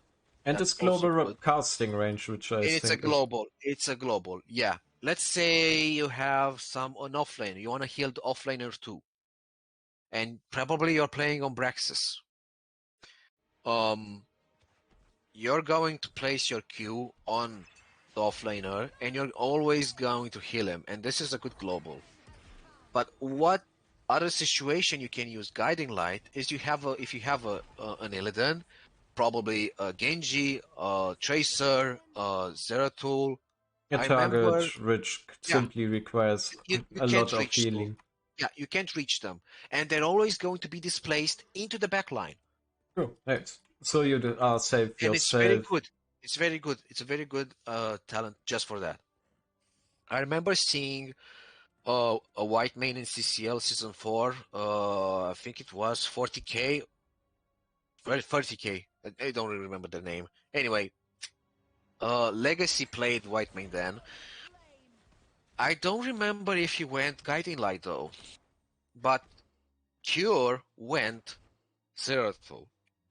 And I remember Justin saying, yeah, he didn't go Guiding Light because Justin said that he was uncertain why Legacy didn't go Guiding Light at level 20 to heal the Zeratul. The Zeratul, which was always out of position. It was like a 4-man always, or a 3-man if you consider that Zeratul isn't an offlaner, and the offlaner is off doing their own thing. And then you have the healer, the tank, and 1 DPS. And the Zeratul going around, roaming like a headless chicken, trying to pick out targets, and everything else that he does. So, yeah. But Legacy did went Aegis. And then he went Scarlet Crusade. And this is a point which I want to make, that fine, you're not going to get 5-man cleanses all the time. It's nice, but not obligatory, not mandatory. The important thing is that you land the cleanse on the target which requires a cleanse. Like if you are cleansing in an avatar which doesn't need a cleanse, then it doesn't matter. You need to land the cleanse on the person that needs a card out of jail, basically. But the thing with Scarlet Crusade is that you have 2 cleanses. I don't think any hero, any healer has 2 cleanses. Probably, I guess Lily has 2 cleanses with her CDR reduction on the cleanse. Anduin, if you count the second pull. Yeah, that's a good point. Second pull, but the second pull, let's say Uta also, like it's Divine Shield. For with Benediction, Divine Shield also. Yeah, Ulfar, I guess Uta, he does. both Nightic. But top cleanses, yeah, okay. Yeah, 2 cleanses, I top guess. Cleanses. Yeah, I guess that counts as cleanses, and there are more heroes that have 2 cleanses at once. Considering Scarlet Crusade, yeah. We also have to say we can't include all the soft cleanses now. I think there's a difference. What the chat is saying. The question here actually is, apart from Ufer, which has the level, and this is what I wanted to say, that Scarlet Crusade is kind of like Scarlet Crusade Cleanse is kind of like Ufer Divine Shield at level 20. But does any other hero has a self cleanse apart from, I guess Brightwing does. Garrosh. Garrosh has like healer. No, not anyone else. Healer, because let's say Whitemane is squishy, yeah, and she's a good target for backliners. Divers. Or anything else. I have to check. I believe Anna has in the late game on roots, but that's not a complete. Yeah, I don't know Anna much myself. I just know that people pick Anna most of the time just for the grenade, especially when they see Alex. Oh, Alex. Oh, yeah. Anna, go. Grenade W. Wow, you're such a good Anna. Morales may have to slow removals, but I don't think. Nah, she doesn't have a self cleanse. No, she doesn't have a self cleanse. If she's stunned, she's. I guess. No. If she's stunned, she's done. She's gone. No. The thing is that Scarlet Crusade gives you a self cleanse as Whitemane, so I just like this. Remove to self cleanse myself. Sure, Brightwing also has this. Anna has a cleanse, but the thing is you have to land. If you don't land, it's not a cleanse, it's just fancy looking. There you have it. Level 13. Removes stuns and removes... There you have it. You don't have a cleanse on Anna just as well as you have a cleanse on Whitemane. So, not that all cleanse, in all... Guy, this is what... actually, no, I forgot what my point was, what I was trying to say. I was talking about Legacy going Whitemane and CCL the last season, and he went Aegis. At level 20, he went Scarlet Crusade, even with Cure on Guiding on Zeratul, which kind of implied that you had to take Guiding Light to be able to heal him. The thing is that when you go Scarlet Aegis, you have to go Scarlet Crusade. If you don't go Scarlet Crusade, it's bad. It's a bit bad. Unless you're really confident that you don't need a second cleanse or more. I've seen Whitemanes not go cleanses at all sometimes. It's weirder when they don't go cleanse, when you have, I don't know, maybe a KTZ, maybe an Arthas in the team, in the enemy team, maybe an Ufer and all that. So like heavy CC, you know, you just have to take cleanses Yes. as Whitemane if you're gonna go head on with a heavy CC team. Unless it's an ATC. It's an ATC, you can't cleanse that. It's the ring of the Mosh is really big. You can't get in range to do a mass cleanse on ATC unless you can sense the Mosh and you don't get caught in the slide. If you don't get caught in the slide, because the Mosh also has a casting channel, Rage, let's say, yes. whatever, um, you can cleanse it. You can 5-man cleanse it very easily if you don't get stunned. But that's the only thing. Yep. You have, so that's another way how you play around the 5-man or the 2-second cleanse from Scarlet Crusade. You have to stun her, you have to bait her, you have to silence, you have to, a lot of things can be done to cancel the 2 seconds. And then you focus people or focus the Whitemane, I guess. So, it's doable. But that's the guiding light, all in all. You have to pick it in very situational moments, and you generally don't want to pick it if you go Scarlet Aegis at 10. But then you can argue that you go Reckoning, you want to go Judgment Day. To be honest, trust your gut on this. It's very good. Guiding Light is good. It's decent. Yes. Unlike Purge the Wicked. I don't like it. I'm Me gonna be neither. honest. Me neither. It's a tickle. The damage is a poison, kind of. Hmm? And it's rarely any useful.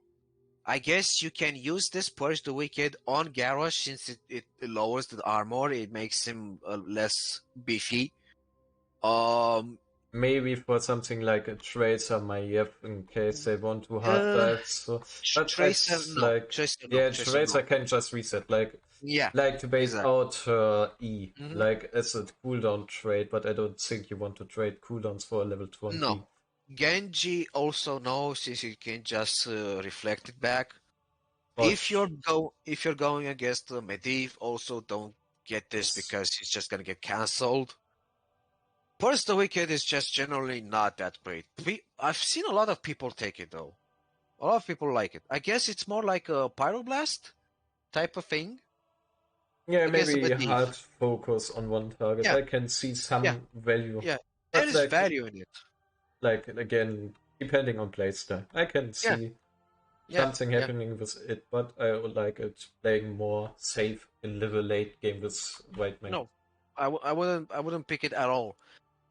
If I were to pick, I would pick Scarlet Crusade, Guiding Light, then Judgment Day. Purge the Wicked is like, if yeah, I'm very confident that I can win this because the enemy team just plays very bad and they int and they AFK in the base or they let me take the objective while staring at me because why not feed and be very BM-ish. So Purge the Wicked is just not good. Don't. It's another Radiance, but it has more value than Radiance. Yeah. It's another talent that can be reworked or deleted. And honestly, it shouldn't be picked. It shouldn't have a high popularity like it says on Hero's profile. I think it does. Yeah, I think like And that's playstyle again. yeah, It's, it's dependent on playstyle. I guess you can also pick it to save yourself, but the thing is that it does damage, but it does damage over 4 seconds. It's not that great. I've used it before. I've tried to give it hope that it does damage. rejuvenating. It doesn't do damage. It's dust in the face. It's nothing. It's a tickle. Yeah. Imagine using Purge the Wicked and then Q on a Diablo. It does no healing at all. It probably heals him of 0.1 HP. Something like Yeah. that. I don't know what to tell you. Purge the Wicked should be either removed or reworked. And while we are on the topic of reworks, I have some ideas. If you want me to share with you, If I because can we can't. just Yeah, you can go translate, and over. then we can talk about other things. I have actually a tier list we can quickly go over. Then after also, like while we are talking, we can judge the heroes which counter Whitemane and which Whitemane counters herself. And Yeah, sure. where you see the value in which cases with your rework ideas. Alright, then. Translating. Ja, go ahead. Also dann, kurz nochmal auf Deutsch gefasst. Größtenteils, wenn man Scarlet Ages sowieso genommen hat, nimmt man auf 20 einfach das Upgrade. Grund dafür ist die unaufhaltbar, die man allen im Bereich für 2 Sekunden gibt. Unaufhaltbar ist halt eine sehr starke Fähigkeit und man will halt die Person retten, die man damit auch glänzen will, falls das wie mal auf Cooldown sein sollte. Das Einzige, was man selbst beachten hat, ist das Positioning, dass man in der Reichweite ist, nicht, dass man gar nichts glänzt. Judgment Day ist halt eine heroische Fähigkeit, Upgrade, was die Leute in die Mitte ziehen kann, was man schon ein paar Mal gesehen hat. Man kann halt Value rausbekommen, wenn man zum Beispiel Bosse contesten will oder zum Beispiel Dragon Shrine, dass man im Punkt da die Squishies an den Punkt ziehen möchte, aber das Risiko, dass man halt gar keinen trifft, weil man eine Sekunde Casting-Zeit hat, als auch, dass die Area ein bisschen klein ist, also die Casting-Range, macht es schwer zu treffen.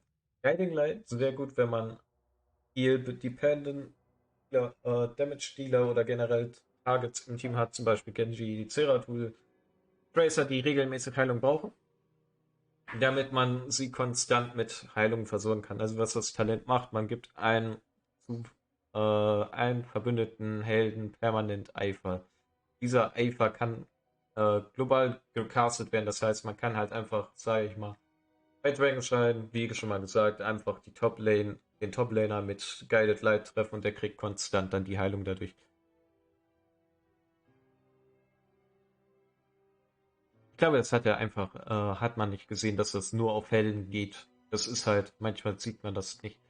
Und das Talent Purge of Wicked ist halt ein Bait-Talent. Also 25 Armor Reduction wird wahrscheinlich zu sehr gefeiert, weil die 300 Damage über 4 Sekunden kaum Damage macht. Also man kann aus jedem Talent Value ziehen am schwersten. Also One-Shot-Kombos mit Purged of Wicked ist wahrscheinlich machbar. Nicht nur wahrscheinlich, mit 25 Armor Reduction ist es so gut machbar. Es kommt halt sehr stark auf den Spielstil an, wie man Whitemane und dann mit den Talenten skaliert. Ja, stell mal vor, einfach auf den Murky drauf, damit man den garantiert one-shotten kann. Es ist halt schwer daraus Value zu teamen, wenn man Randoms arbeiten. Alright, and I have translated in German and now I would open tier list. I think I will Okay. close my game actually and restart it then after. The tier list itself should be visible on stream soon. Okay. Let's see. Just to swap my overlays Your a little. screens. Yes. Yeah.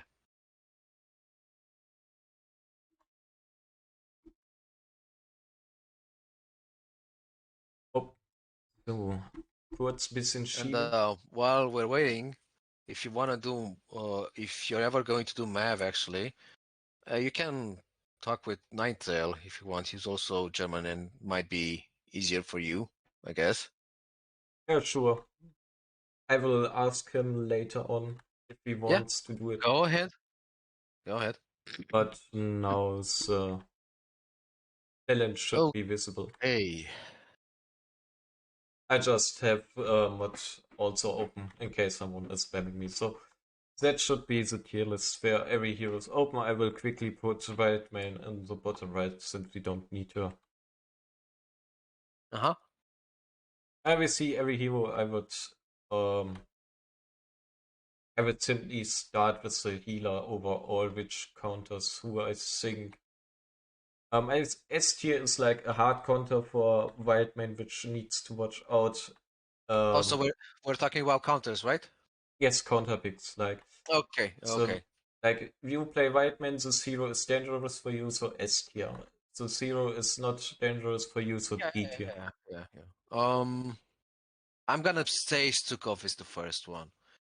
Stukov is a very direct counter to her, and if you're gonna pick, he's in the corner, and the other one, there it is, yeah.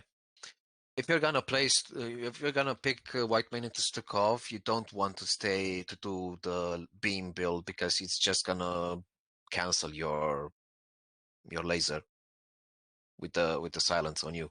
Yes, I would actually put him more into A tier because if you know that he will simply silence your W, Yeah, you play a bit around it. yeah, I think he yeah, is yeah, yeah, quite yeah. dangerous, but once you know that Yeah, you, I guess you can put it there. Yeah, yeah.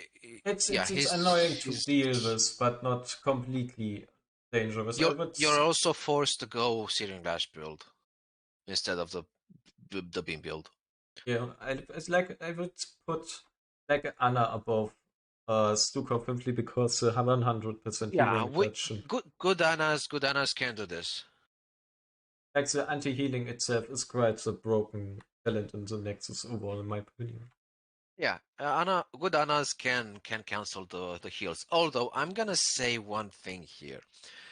The thing with Anna's grenade is that it lasts a short while. It just gives you a heal debuff, one cancel the entire Anna's debuff, strong. but it doesn't cancel the zeal. And this is Okay, I can why do I that. would put her in the A row because it doesn't cancel the zeal. You have a zeal that lasts. I don't know how long lasts the. Let me check up Anna. Uh, I will Anna grenade. swap the teams. Like it was Toss a asked grenade. that the counter picks like So it's building up otherwise now. Like Whiteman is picked and the hero oh, switch you're Anna's going. counter now. Now, like it Oh, was asked okay. from the chat. Like it's You're maybe easy reversing them. there. Okay. Yeah, sure. But anyway, listen to this. So the Anna grenade does a 100% healing debuff for 1.775 seconds. The Yes. zeal lasts 8 seconds. Grenade has a 60-second cooldown. So if you time right your damaging abilities, you can still heal them. Yes, but Sure, they're going to be vulnerable for 1.75 seconds. And like I said, a good Ana would use the grenade when the target is almost dead or in similar yes, situations. Because if you use it just to engage and cancel what healing? To cancel a healing on a 100% hero? 100% HP hero? That doesn't make any sense. So good Anas can work, but I wouldn't say she's the highest and deadliest. I think the sleep dot itself is making Deadly. and Oh, sleep also that. Sleep that that's is why good. I Yeah, play her more into D, like dangerous. Like if she's landing the sleep dot on you and the team is rotating on it, you're simply dead. It's a yeah. anti-healing That's. grenade. That's why I would put her more I'm dangerous into not. C. I'm not too scared about Anas. That's for sure. I'm more scared about Stukov since my playstyle is usually the beam, and I'm not really comfortable with the Searing Lash builds. But uh, this is your decision. Depends on how you feel that a starting white main, not a white main, but yeah, you I know what I mean. think it's also if the Anna is good, Yeah, as if well as Dana the is play good, style in my opinion overall. Like we yeah, can agree she is quite the threat overall. That's what I'm trying to say. It doesn't matter if yeah, she's high C or low D tier. yeah. I Simply, mean, both work. I'd say yes. C or D, both work. Alex, Yeah, I would and say, someone says that yeah, you're an easy target with the beam build. Alex, Alex is only good when she's in Dragon Queen. Yes. and she goes E-build. The slow's a bit Or, I don't annoying know. you, but I don't think over. She's annoying. She's annoying. She's not a direct counter. She's a decent brawler or rival hero, I'd say. Mhm. Um, I don't know what to say about I think Anduin. Yeah, week A, very B tier. Alex, I don't personally think. I think maybe A tier, high A tier, yeah, low B tier. yeah. Someone said this it's a very good point. You have to the real question here is if you can out heal the Alex. I've played against Alex Strasas before.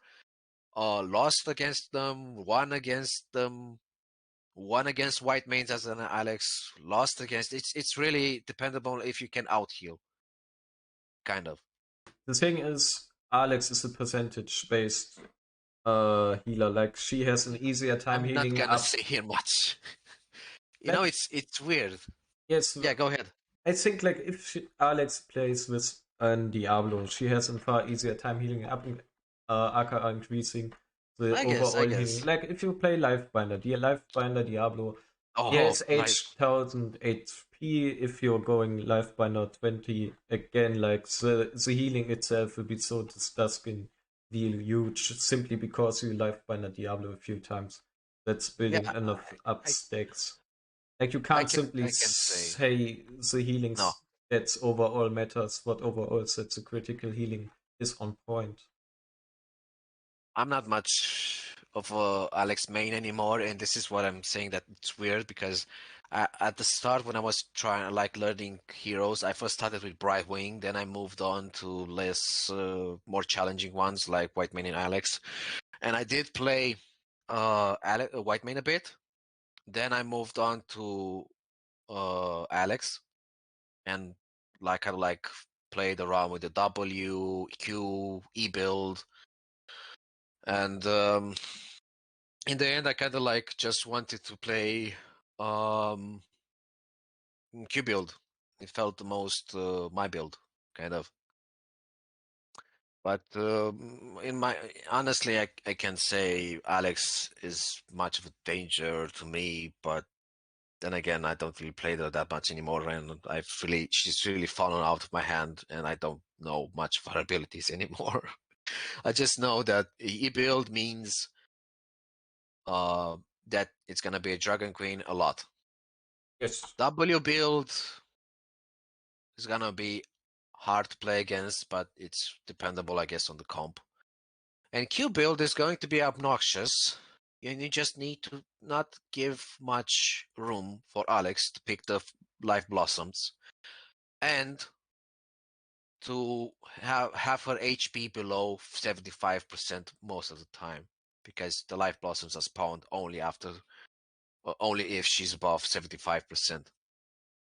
But I wouldn't place her too high. She's fine AB, I guess. She's decent.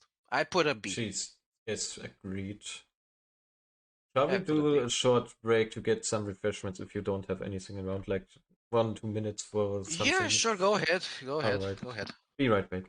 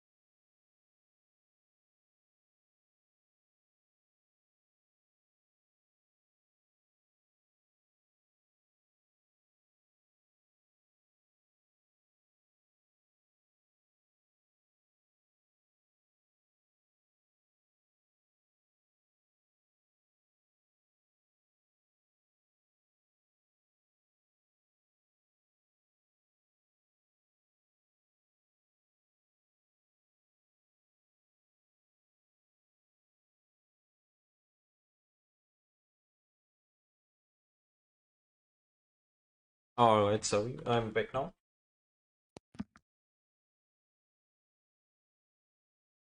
We stopped this Anduin. Are you there?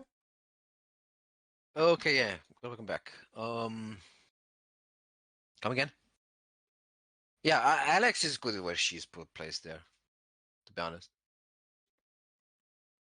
So Then I would say we go over to Anduin. yeah, Anduin is The thing good. about Anduin is like it's more depends on draft rather than on Yeah, himself. Like if he has him hard to light bomb dive comp yeah, on point on you, then it's quite dangerous. yeah. In terms of healing, he only has a Q and a W, and you have Desperate Plea. I'm oscillating between B and C, to be honest. I My would heart put is a bit in him B. below Stukov. Like it depends more on draft. Shouldn't be next in the other part of the Stukov if he's below. Yeah. No, no. Go below. Um, Like, yeah, I was thinking like putting next to yeah, Alex, yeah, yeah. but then it's unfair to Oh, say it's draft dependent and then ignore the other healers oh, also. okay. I see what you wanted to do. Yeah. To be honest, I don't know what to But then tell you. again, you have the self AoE cleanse with Whitemane. If you see a light bomb coming up, you just press R. Anduin, in my experience, since I've also played him a lot, he's just annoying to play against because of the leap. You're going to play a lockdown comp maybe, or someone with roots that, and then someone that can burst down the rooted person, and Anduin just pulls them away and ruins everything for the entire, I don't know, 5 minutes or so. Hmm? I don't know what to tell you. It's We can agree it's like a B tier, not the best, but also not B the B worst or C, outcome. B or C, B or C. Yes, yes. I'd say.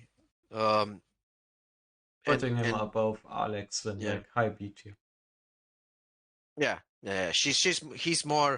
He's more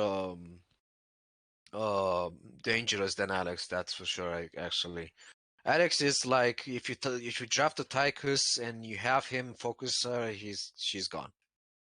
She doesn't Yeah, have a self heal unless it's a W. She goes Dragon Queen, bigger HP. Tychus does percentage damage, shreds the Dragon Queen into bits. yeah. Alex is too burst. Like you can count nearly the cooldowns for her abilities. Yeah, it's he's more relevant, let's say, uh, in comparison to Alex, I guess. Deckard, I would say it's quite easy since he has zero cleanses. His sleep ult gets uh, cancelled at 1T. I'd actually place him in B because B. because of the roots, because of the sapphire that Yeah, fair. slows you down a lot. But I wouldn't place him before Anduin. Yeah, I would place him Maybe before. Yeah, A and tier. he also or A, I guess. He also has more healing later on, True. which kind of rivals Whitemane's burst healing, the same burst that he can have, I guess. He also has a bit of a shield at level 4, but again, it guess it depends on the draft, on your gameplay with Deckard.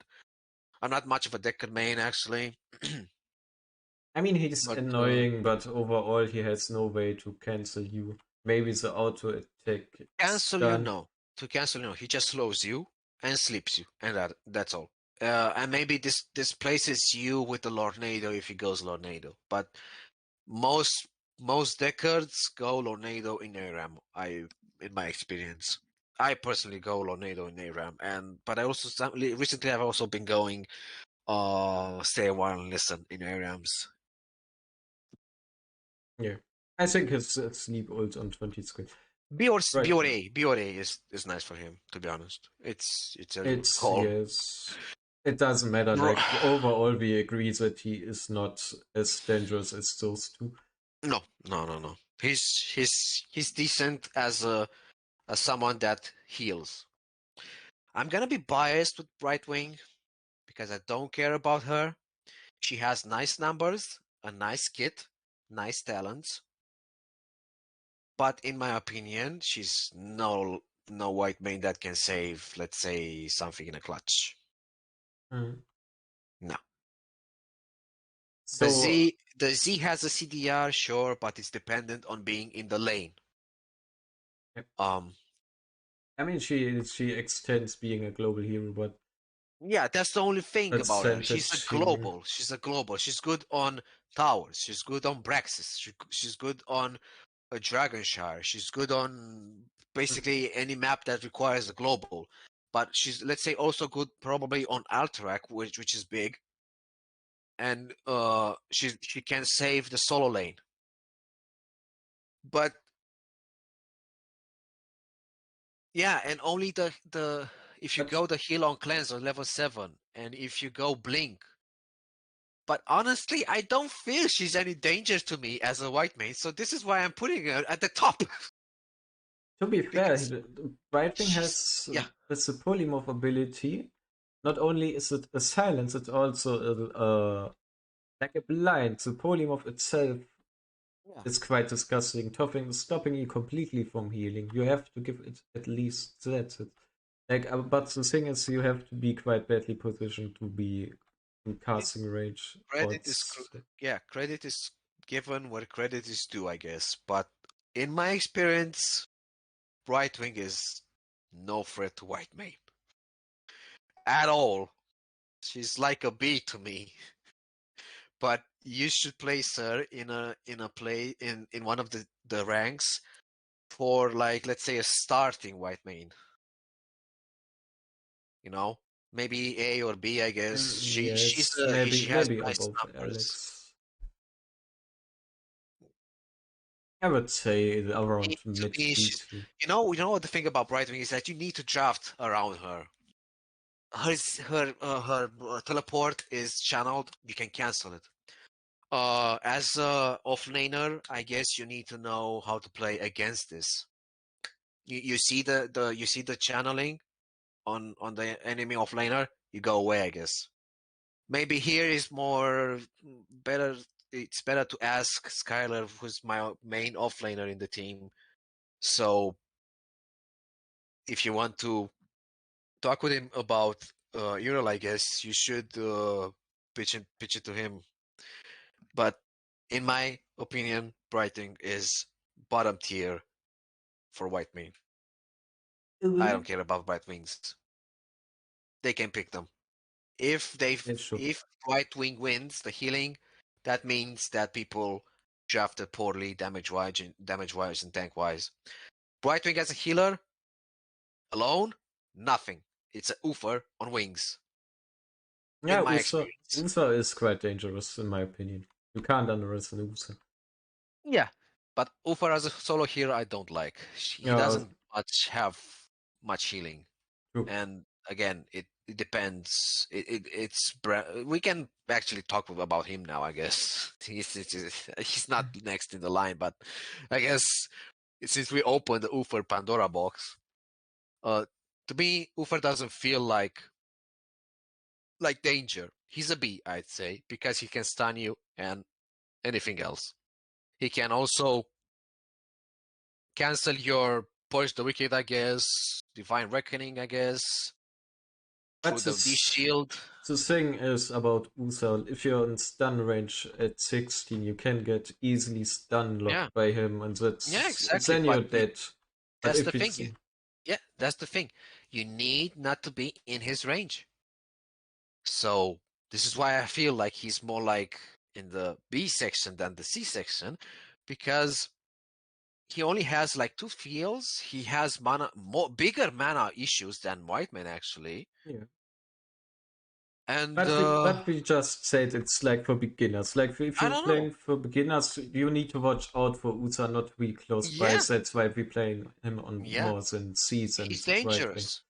He's dangerous, but experienced Whitemanes just don't fear him at all. Yeah, it's true, because they know don't get stunned by him because you're dead Yeah. otherwise. A beginner white man thinks, oh, there's an Uta, I know. Shit, I'm dead I now. I'd say Ufer is close to Brightwing. in terms of drafting the other heroes. If you drafted poorly your tank, if you drafted poorly your DPSers, you're gonna lose.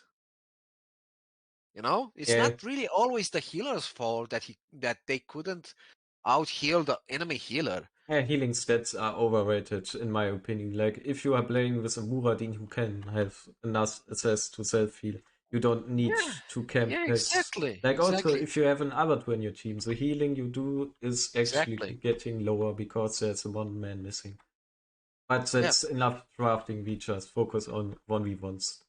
yeah. Like on the it's, Oh, you want to focus on 1v1s yes, only? because like then we have to put Okay, okay. Well then, that's why I'm putting Uta more in a C. I need Then to I need to recalibrate my perspective, I guess. Then I haven't played much against Orioles, I'm be honest, Auri is so I trash don't know. here. Like she has to get far too close for the neck knockback. But I Yeah, mean, she can true. interrupt, but you don't want to be the one interrupting it. Like Uta has survivability because he gets armor by himself. Yeah, Brightwing has range, but the range is missing on Auriel's part. And also, if you are yeah. missing, just want to interrupt the healing and ignore the healing the team needs.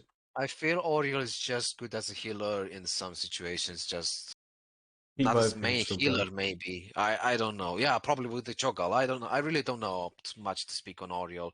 What I do fear is Kerosene, Oh, because usually as Kerosene, I guess most people would go Red Fists, and you can't really out heal that. It's bad. It's really bad for me most of the time. And if they go Abathur also, and he gets the shield, he's a nightmare, to be honest. He also heals himself. yeah. I guess the Blue Fist also is bad against you. I'm not sure if it's a C or a D. I don't like him. Don't. I don't like to be drafted against him, to be honest. But I don't know what to tell you. To be honest, I I, don't see much of a threat from Karazim, in my he's opinion. scary. In some situation, he's scary. Yes, I I've agree with tried, you. bro. Actually, I've tried to 1v1 a Charism once. And I'm thinking that the only way to 1v1 a Charism is to time your zeals, your Qs, and go Searing Lash build. Because if you're not gonna go CDR on your Searing Lash, you might gonna die. If you only have CDR on Inquisition, you're gonna die. You're not gonna be able to sustain the damage he does and out heal him. Mhm. It's I think Also, that's a good way to 1v1 him. But I've tried to 1v1 him and I didn't manage to at all. I always ended up running away. I also believe we can't underestimate the cleanses Karazim has. Like, if you're going for BOQs, and then he can remove the root, which you can't take then on 16, I believe, uh, which Come again, which Karazim one? takes. Karazim has a cleanse on his jumper, and Let's see that's why what is he? I think on 16. 16, making the target unstoppable, like he can Oh, put it up to 3. That's why. cleansing touch. Mm, Radiant dash to an ally makes them unstoppable for 1 second. yes, that could be to keep his own team alive. I can see that he's more of a threat than an Alex. Yeah, yeah. He's a bit of a threat, to be honest to me. I've always felt that way. Okay, Lucio, D. Just put him at D. He's obnoxious. Good But Lucios are just obnoxious. I'm not. I can't even say what is wrong with this. What is wrong with Lucio? Because everything is wrong with Lucio. yeah, so you should stop your rotation. The high five itself is quite High powerful. five, the speed, accelerando, or whatever is that level 1, which gives you speed on walls. The what's it called? Stun. The D ability which she can scale, yes, on Yeah, certain. he's a D. He's Yeah, a D. it's D. Just no. Yes. Rhaegar, I Mm, don't know what to do. I don't know what to say about Rhaegar.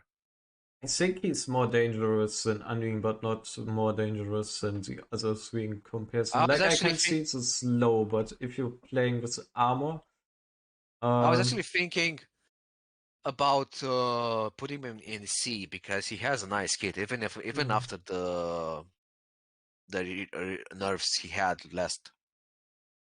yeah, He's a very decent healer. He doesn't have the burst. That's the only thing that he lacks. And in terms of healing, I don't like that much of a healer, but he has a nice utility abilities and talents. You'd like to go. You know what I like about Rhaegar, and this is why I feel he's a C. true. Earth Crest Totem at Skyler. 16. That 1 second, 90% slow is deadly. Is so deadly. And with no mobility heroes, it's awful. You get locked down, you get killed. Even Rhaegar can kill you, I guess. Yeah, With his Riga is quite with dangerous. his W shield, his crits from the ghost wolf form, and he's very yeah. I put him before Ufer actually in terms of danger. True. Okay, we can be no-brainers with Lily. She knows that it all has a way to stop your plans. Yeah, Just general. yeah, Lily. I think Yeah, it's the same. But Lily's Prince. only downside is that you can't target your Qs. Everything True. else, Yes. I put her in A actually a bit because if you go Water Dragon, it's it's bad. I think actually Whitemane counters Lily quite a lot because Lily's biggest point as a healer is she getting movement speed and most have trouble dealing with movement speed and you slow Yeah, Lily true, actually. That's why I true, think you true, true, actually true, are a true, true. hard counter to Lily. Yeah, that's a fair point. Just need someone to help you with it because your laser beam will not do much on Lily alone. Anyway, Morales. I would say Morales, mm, Morales is a B. Yeah, I and I ar- I, I agree with this. with the grenade itself, long range is interrupt for the W. Yeah, and if you don't have someone to deal with her, you can't out heal her. You can't. Morales no longer has mana issues. You have Okay. energy issues, but you have talents that give you energy back. You also have talents that give you extra energy. You have talents that give you extra energy at extra healing at high energy. So all in all, I'd say Morales is a B. It's a very good healer. It's a very good brawler against Whitemane. As in going against healer, you know. But Yeah, it's not like completely it's 1v1, just more like that. how they interact against each other. It's just that. It's just that Mm. it's not much of a threat. Malfurion is. I would put it a C. He has the same play style as her. I I would wouldn't really say it's a D because it's very dependent on drafting. I've been quite scared of the silence actually. Like it's I think Yeah, 2 seconds. The the sleep sleep and route yeah, yeah, into yeah. follow up of the ultimate. That's quite a dangerous thing you can't underestimate as the white man. Like if you're getting silence No, or no, rooted by him, no, you're dead no, no, no, in no. the best case. It's usually his most dangerous playstyle, but I mean, I can see what you if you're playing around it and can't get stuns, and we have to put yeah, Intel above also. Like he is dangerous if he comes getting yeah. I was close. thinking about that. His dangers are kind of like Ufer's dangers, I guess. But he's a good contender against Whiteman, I'd say. I don't know what to tell you about Malfurion much. The silence is busted. The roots Emer Dream at level 1 is Yep. busted. Even Groot is busted. Yep. But yeah, it's not levels of Anna or Lucio busted. And actually, I'd put Lucio first since he's the most obnoxious hero to heal against. So if you know that, if you recognize a player that heals, plays Lucio, insta ban Lucio always. I hate Lucio. I just hate him to Yeah, I heal put against. actually. I can't say that he's actually the right counter to me, at least. Yeah, like If you his Q is also quite like his movement speed makes it easy to come to you. he interrupts your beam, he Yeah. interrupts. He places you, he stuns you or slows you depending on what talent you have. He can catch up with you. I think you can out heal him in a 1v1 and you win the 1v1, but honestly, Lucio is just Annoying. obnoxious Yeah. and annoying. Yeah. Someone in your chat is saying, yet you can't know how to play against him or stuff like that. But that's true. This guy is like 999. The thing is also always how He's the much. OG. Oh, she He's the it's OG. Yeah. He's the OG Whitemane main. the thing is always you don't know if how much experience the counterpart had. Like if you played 100 Yeah. times against a Lily, you know she is running Yeah. from you. But if she Yeah. doesn't Yeah. know that she's slowing you, the Lily is just getting completely outplayed. As example, Yeah. or my Furion. If he doesn't know he is quite a threat for you, he plays more Yeah. defensively and so on. Yeah. Exactly. Same with Rhaegar. Same with Woofer. Ana Yeah, is the only one that plays defensive, I guess. I mean she's mainly built around on healing and maybe setups. Yeah. Yeah. True. And Anubis. That's also quite Oh, a threat. the nano boost But is that's another broken. Yeah, the nano boost is another broken ability, to be honest. that's another story. But Now, any other heroes? not Tyrande. I forgot Tyrande. I would say maybe Karazin. Long range stun with the E. Yeah, Tyrande The is kind of like slow. yeah. She's a C. She's a C. She has slows. She has cleanses, nice cleanses. She also has blink. Blink. Sorry, no, the other one. Stealth. She has a nice stealth ulti. And yeah, I'd say she's a good counter, good 1v1 or kind of like or can out heal the white main. Do you think Abafor Zarya can fall in the list? Maybe Medivh too, I guess. HSV can do that. They're supports in the end. They're not really healers, but I guess they can have some CC, some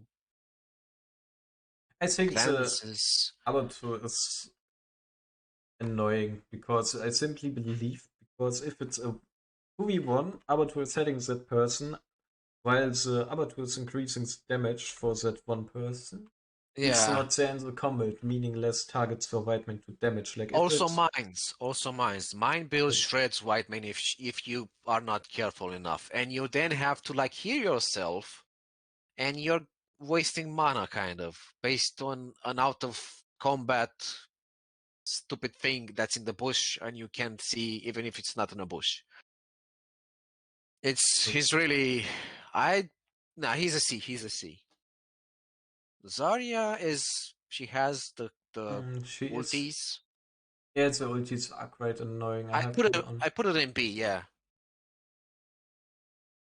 On Medivh, I would put actually high D. Depends on how good the Medivh is actually. Yeah, Medivh is I put him above others so in case he's played well. So someone doesn't agree with you on Lily S tier. I think they don't know though.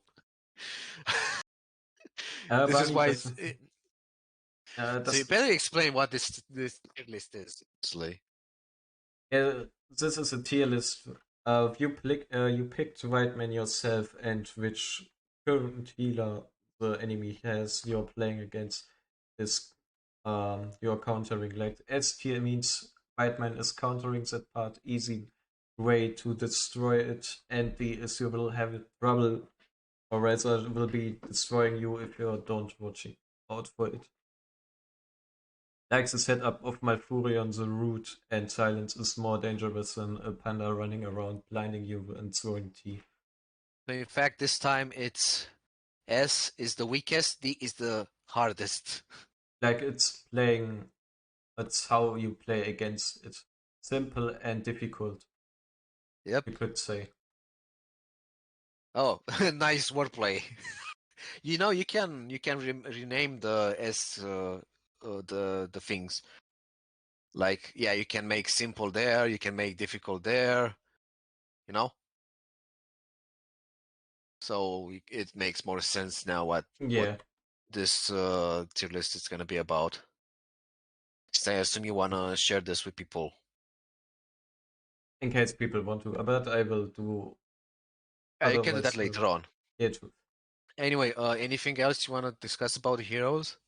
Not really much. I don't think we need to cover Vikings, even though they are counted as supports. That's a different playstyle, I Yeah. believe. Otherwise, I would Any say it other depends heroes? far too much on the draft to go into detail for one. Yep. But I think the hardest counter for Whitemane, if you see a Deathwing, that's also quite simple. In my personal experience, Deathwing just gets shrunken down and does not I'd say anything. Shen is another good counter against her with the barrel. Like to give a few example, maybe also of each. I think Alarak is like also difficult to deal with if he has experience, and something like Yeah, Chen is very difficult to. Alarak? Yeah, Alarak is awful to it's deal with. silence, you know. Zeratul. Actually, all stealths. Samuro, Zeratul. Um. That can be quick. Like also poke damage like Zagara if you can't have a way Oh to. yeah, I guess I don't play much against Zagara. They don't actually draft Zagara much. Lunara could be one, but I'd say Samuro is is better a better counter against her. I can see Samuro myself. Oh, there it is. I wouldn't say high. Like I have more trouble healing poke damage from a Zagara than from Oh. Samuro. Like I would say all the poke heroes which are in this list are quite annoying to deal with white me. Probably Actually, Kerrigan can go in the same place as Samuro, maybe. yeah, She's next to Leoric. There he is. Yeah. I would say Hanzo, Jackrat are also good, difficult to deal with. Hanzo and Jackrat. yes, Hanzo is annoying. Like Genji is also easy counter normally. Maybe my Yeah, Yev. Depending if the silence cage is sitting or no, I give a yeah, 8 yeah. here. True. Like I most of the guess, tanks, but if you're also having a tank which doesn't I sells you out, guess Luna Lucio Stitches can be a good counter against her. Like you need to, I don't know, maybe be extremely stupid to eat the hook.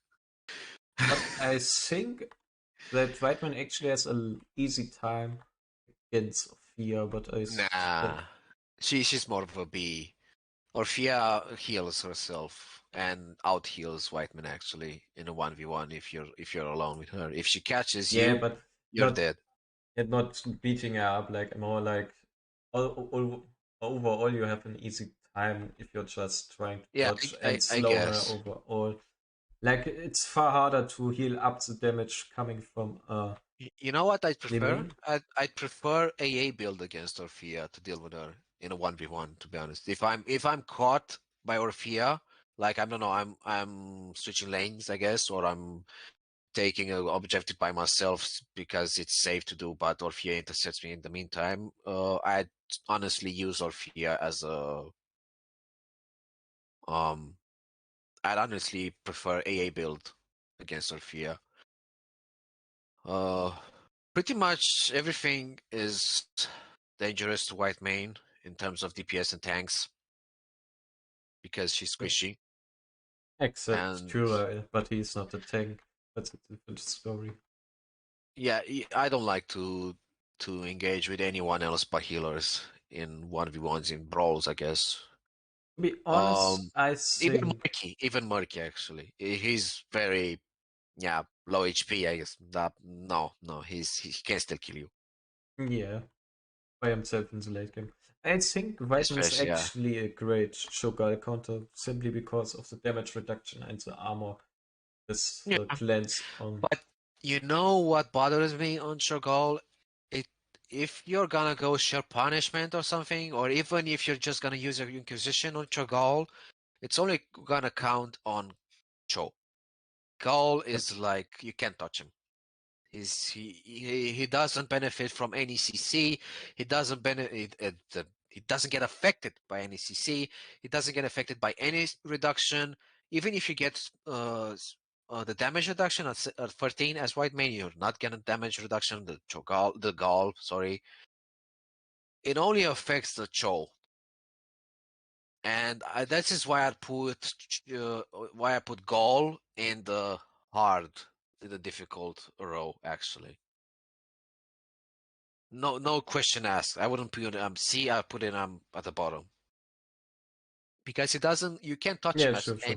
as anything. You know, even his divine reckoning. Nothing can do harm to him. You kill Cho, you kill Gaul. That's the only thing that you have to know.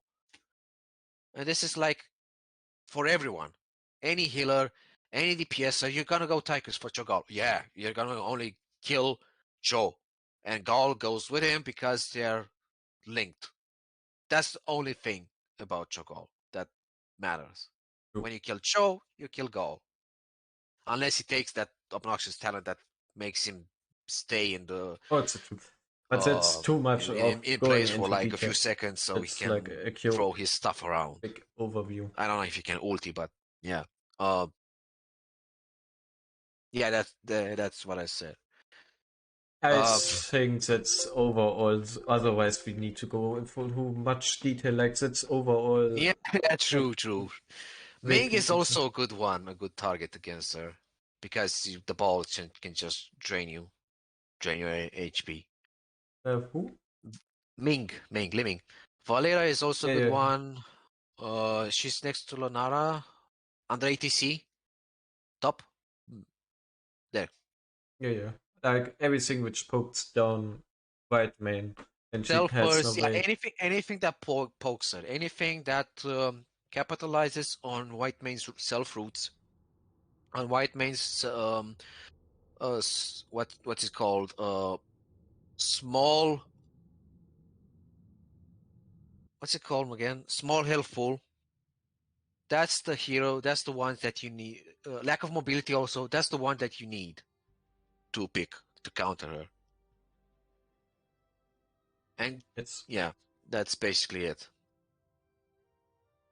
Did you wanted to add anything? And I'm not talking about the tier list. Like anything overall to Whitemane. Well, I could share with you some ideas I have for some Gambit talents actually. Gambit like quest you lose after Yeah.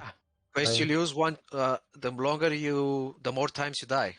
So you have like Yeah, you don't have to die for, I don't know, 4 times, so you don't lose your bonus, you know? And and something that I was thinking about is gambits that increase your healing, but it goes back to baseline the more times you die. This is good for people that would play a more defensive type of builds, like the beam. we could actually do it like this. We are talking while I'm playing Whiteman and Quick Match. Like that can be Yeah, like generally you want to play. You want to play right now or something? yeah, yeah, we can just casually talk while playing. I don't think that's much of any case. Like Quick Match, I think overall Whiteman needs to be drafted in Ranked because in Quick Match it's always hard to get any value. To Let me check practice, let me check my quick match stats actually. On almost 600 games, 51 win rate, 51.7 win rate lifetime. This season, 72.7 win rate with only 11 games. Last season, 148, 62.0, 2 seasons ago, 71.6. Bit of a lame KDA. Holy shit! The KDA. Sorry for please. I hope you don't get banned. No, I'm sure it's blaming the shifts in. Yeah. So I have this season. Yeah, it's just 11 games played this season, but I have like KDA ratio 11.60. When did I start to actually play her? I've played her a bit in season 2021, season 1, 0% win rate, 4 games, 3.2 KDA. In season 2, I've played her a bit more, 36 games, 50% win rate, 5.34. Average takedowns 14.26. Got better in the 2022 season 1. Win rate 51.6. Total games 386. KDA 6.39 and average takedown 14.95. Yeah. So yeah, you're against the Chen. Nice. To be honest, I believe Chen is mainly knowing about how to play against Chen. Like, you can't stay frontal to him, otherwise he has a free time with the barrel roll. Like, you Yeah, have always to stand in a way he can't get completely push you in the game. Like, if you imagine Afsmodan, that's like wrong way of positioning, in my opinion, and that's like a correct way. Like, he jumps behind you, and if he's using a barrel roll, he slightly pushes you downside. yeah, the barrel roll is just a counter to me. I don't know how to play against it. Needs practice, to be honest, because Chen It isn't does that need much. practice. It does need practice. But yeah, about gambits. I was thinking about 2 gambits. One for damage dealing and one for basic healing, I guess. For the basic healing, you get increased healing on your Q, not on your damage healing kind of. No, I mean as in you don't get healing on the on the W or on the E. You Yeah. only get baseline on Q, and you get like I don't know, let's say 50% more HP, more healing. Since gambits are supposed to be broken, you have to die like 4 times to lose the entire gambit. I guess you can do some quick maths and find out with how much you need to, or like what's the percentage loss with each death.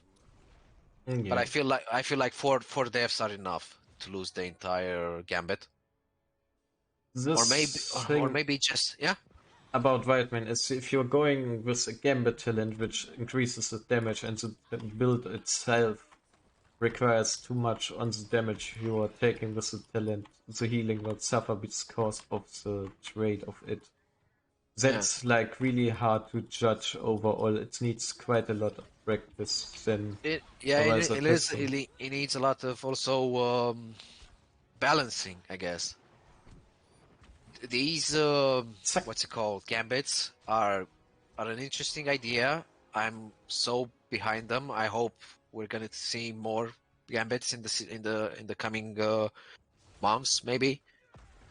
Who knows what would happen with this game once Microsoft takes over? By the way, 6 months left. Hot's mobile. Each game for Yeah, Hot €2. Mobile. Yeah, Hot Mobile. I mean, Hot Mobile is already a thing with Warcraft Rumble or Arclight Rumble, whatever the name it is, which is stupid. Whatever. I really don't like the model they gave her. The heals are obnoxious, in my opinion. They should have kept with the high heals they have in HOTS, since they kind of like gave her the same model. Kind of the same. Um, What else? Yeah, I was talking about the gambits. The thing is with the healing is that just that 50% more healing on your Q, which benefits from the martyrdom and the rest. And then you have the damage gambit. Let's say you have the unwavering faith I mean, that's range. Sorry. you. I mean, I can get easily value just trading with Sonya, who has no potential threat to kill me. That's why I think right drafted Whitemane is Yeah. quite Yeah, the Sonya most. is not. Sonya is only a good counter against Whitemane if you go the leap, and you basically just lock down the Whitemane and just delete her. Not much can save you from that. That Hanzo is so illegal. Yeah, but I don't care about Hanzo players. No, I mean he should have died. Yeah, But I guess you don't have much of a DPS with Jaina. I think But, that's like all random. So sometimes but can't yeah, be changed. the Gambit for the damage, I'm thinking something like this. You get the benefit of the attack range from an unwavering faith, meaning that you get 1.1 range damage. All across the beams. You don't get the increased basic attack for each Zeal active, yeah. Let's say you get the attacks. No, I think that's no, not that. Maybe like 30%, maybe damage on baseline. So your AA gets more attack damage, like 40% more, and your spells get 20% more. And you have to like probably 2 or 3 deaths before you lose all that. And let's say you get some speed, the indulgence actually, and the level 4 talent Hey, doesn't Homo. give you a 5% movement speed anymore as a baseline. It increases the baseline by 10%, let's say, and also gives armor, like probably 5 or 10 armor, just 10. It doesn't increase with each seal active to the, or maybe 10 is too much. Probably 5 is Komm just zurück. enough. Wie war das Essen? 5 armor through on each active active, what's it called, active hero that has a zeal. I'm not sure if you got the point. So they have a zeal, but they get armor, some armor with it. Yes. No, that could be nice. That could be nice reworks on the talents. I might position But myself. yeah, I guess. Jesus, that Hans failed so much. Yeah, I could have saved the Hoggard too much, actually. He was too deep. I was also not in position. But that's like, if You you're also playing didn't with, have mana. And you yeah, didn't have Scarlet Aegis, you didn't have Sheer Punishment if you're gonna go Sheer Punishment or W. And also, if when they're going to go clamp up like this, all over what's called the camp, you kind of want to have the level 1 Searing Lash upgrade. Honestly, I'm thinking about starting to play it a bit more and starting to go Righteous Flame at level 1 instead of Pity the Frail. Pity the Frail is just too good sometimes to ignore. Just that's all. That's all there is. And I guess it has value. Be careful on the bushes, by the way. yeah, I'm not stupid. Don't worry. Oh, they were already they were taking camp. Never mind. Yeah. I think it's what I By don't the like way, about auto attacks. Like against Hanzo, if you're auto attacking much, He outranges me and does dealing a lot more damage than I Yeah, do. but So Righteous Flame isn't really much about auto-attacking. It's about capitalizing on your on your E, because you get, especially later on, you're gonna get CDR on it. It's really good sometimes. and now I'm dead. Yeah, see this is what I mean. You have to just Yeah, like catch her in. You have to catch her. I guess a butcher is good against her, but plays butcher. And by the looks of it, he just died after. the thing is, I saved just the Jaina and I think the Reina by committing suicide there, kinda. I think it was kinda Yeah. worth to Yeah, sacrifice no, myself. yeah, it was worth. Yeah, you survived, and everyone, no, you didn't survive. You sacrificed yourself so others can survive, and this is what I mean earlier when I said that ages, no, not ages. I don't really remember the context I was saying it, but and by the way, Jen didn't go keg. I'm not sure if you didn't notice this, which is good. But anyway, this is what I meant with Brightman didn't go bright blink heal either. Our desires align. Interesting. Like, it's quick match anyway. Like, people are just showing how it's kinda working. Yeah, I mean, The thing is, if I it's try to quick set in match. ranked, It's quick match. yeah. Chen This here might die, probably, or Sonya might die. Brightwing might die. I don't know. Someone is gonna die. See, me. No, no, no, no. Oh, no, just kidding. Oh, you're clickbait. not gonna die. You're not gonna die. See, Outburst. see what I mean. Basic. See what I mean. Um, the thing. So I was saying your sacrifice from earlier. What happened? Butcher went on Jaina, a squishy target. He used the lamb on him on Jaina.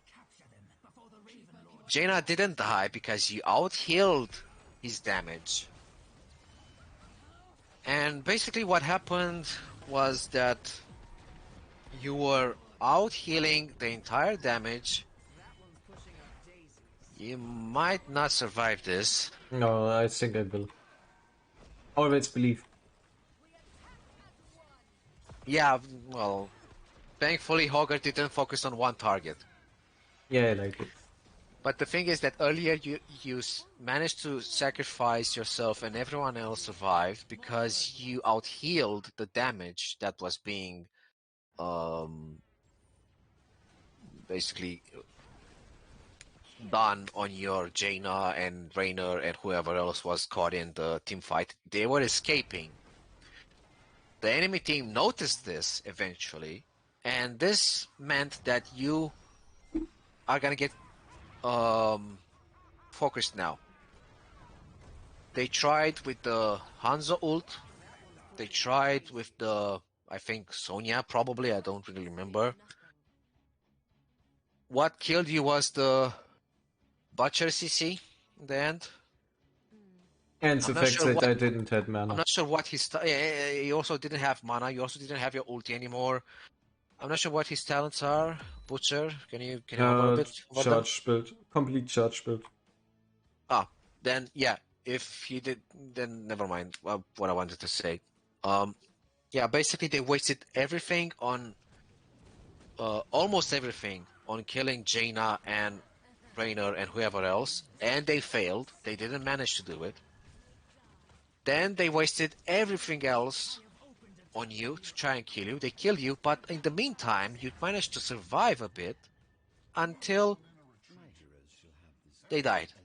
They lost the fight. They lost the grip of the fight. They only killed you, and your DPS managed to come back on them while they were focusing you.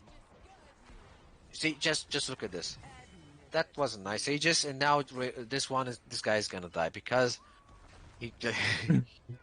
It's just simply I mean, disgusting. actually, I'm not gonna comment on this. It's just quick match.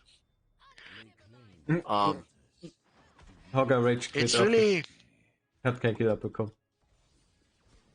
it's really down to this: how much you can, how much focused. That's charging in a lot. Yeah, Weil it's budget creative. charging in under the towers alone. Very, very five head. That's Anyway, like my butcher in Ranked. Not gonna yeah, lie. it's everywhere. I mean, you can only see butchers in But higher normally it's my divisions, in teams. higher competitive gameplay, and you usually see them as a main tank. It's really rare to see a butcher, or maybe you see him in bronze. Only blank plates butcher. Yeah. Anyway, Was your team already for the next Heroes launch season signed in? Or signed up? I signed it up. Yep. I'm not gonna play too much in the season, however, though. I need to focus on some stuff on real life, I guess. Yeah, understandable. But let me know when they play, so I will cast them. Like I can ping you. I can ping you when we're gonna if I have play. the time, of course. If But I will yeah, make it. obviously the season is long, but if you want to play this season, if you think you can play this season sometime, I've made like an off team. Oh shit, you're dead. Nah. Oh yeah, well, you're dead because no, you're not dead because no one else comes. That's the thing about quick match. You can survive anything. That seemed personal. Sometimes. The thing with Whitemane also, which I also noticed in, I didn't notice this in my what's it called, in my competitives. I haven't played that much because I have like I think 11 bans against in my heroes launch profile. They really don't like me to play Whitemane. But what I can say in Storm League and Quick Match, what I've noticed is that the longer the game goes, the longer you manage to save people like this, the more the enemy team becomes enraged that they can't kill anything. Sure, they might kill one or two, like the Rainer right now. He might die because you can't see him, and you're being hard locked yourself, and you can't do much about this. No. You're trying to survive. Thank you for being But as in, you was can't be everywhere at all the nah, time. you can't always be everywhere. That's something Yeah, people exactly. have to That's understand. that's common sense. I guess Renner just thought you were gonna manage to heal him. I guess you could have healed him with a zeal, but he was out of range from you. You had to come to him. You were very slowed also. So yeah, you can kill this. Kill the. Ah, Nah, you can't kill him. next time, don't worry. Yeah, next time. Anyway, about the trait, and this is something that you can also try and think about is, don't be afraid to use it. What does the trait do in general? It gives you minus 50 armor, but it increases the damage you do. Yes. The only reason why I'm using it so carefully is Sonya and Butcher, because if they follow up on each other, then I'm simply dead with an armor reduction. But listen. Actually, look at their behavior. Yeah, You good. can, I mean, you can. That's Butcher with a Murky build. That's all I can say to that. Marky build. Well, yeah, as an addition, because it increases the damage you do, it also increases the healing you do. So yes, that's the point I was trying to also make. And what I wanna also tell you to look at, you can go and analyze the replay. Oh, this is bad. Not a good. All good. I'm safe. Pushing up daisies. Yeah, you had 20s. You had 20s, I guess. It Yeah, was a true, 19 true. versus 20. Anyway, what I wanted to say about your trait, yeah, you shouldn't be too aggressive with it, but not too passive with it either. What's the point I'm trying to make here? You should watch the replay here and notice that they're not focusing you at all, and the duration, or not too much, I guess. The duration of the. Can you hover a bit? Actually, no. I'm gonna check my my own Yeah, like again, it's quite abilities. hard to showcast in a So quick 5 match. seconds. Like that's So you only. normally we see in a ranked complex. There's no tank, there's no coordination. Yeah. Not saying that will be better when playing with Venoms, but I'm saying overall, if you're But hear me looking out. at yes, Hear me out here. The minus 15 armor lasts for only 5 seconds, and so does the 25 spell power extra. During this 5 seconds, if you're in a fight, you might want to. No. Spell power doesn't affect zeal healing, but it affects the spirit plea and ages. It also affects your Inquisition and your Searing Lash. It yes, affects all the damage. and the healing, not the attack wise Yeah, healing. yeah. All the The, the stats. the entire damage that you do is the one that you gets affected. Oh, so the healing. Well, yeah, Inquisition does no healing. Searing Lash does no healing. Only Aegis does healing and Zeal. Sorry, and Q. Zeal is just a buff you apply on people. Yes, It by itself, it does nothing, nada. It's just there. You it's touch them. looking fancy. That's the entire thing. It doesn't heal. You know. Yeah. And it only affects. It only affects the. So the zeal, once you pop it only affects the damage you deal. It doesn't amplify. It amplifies the Q and the Ultimate ages. the hero Yeah. exists. To be honest, I've noticed that it amplifies everything that you do, damage and healing.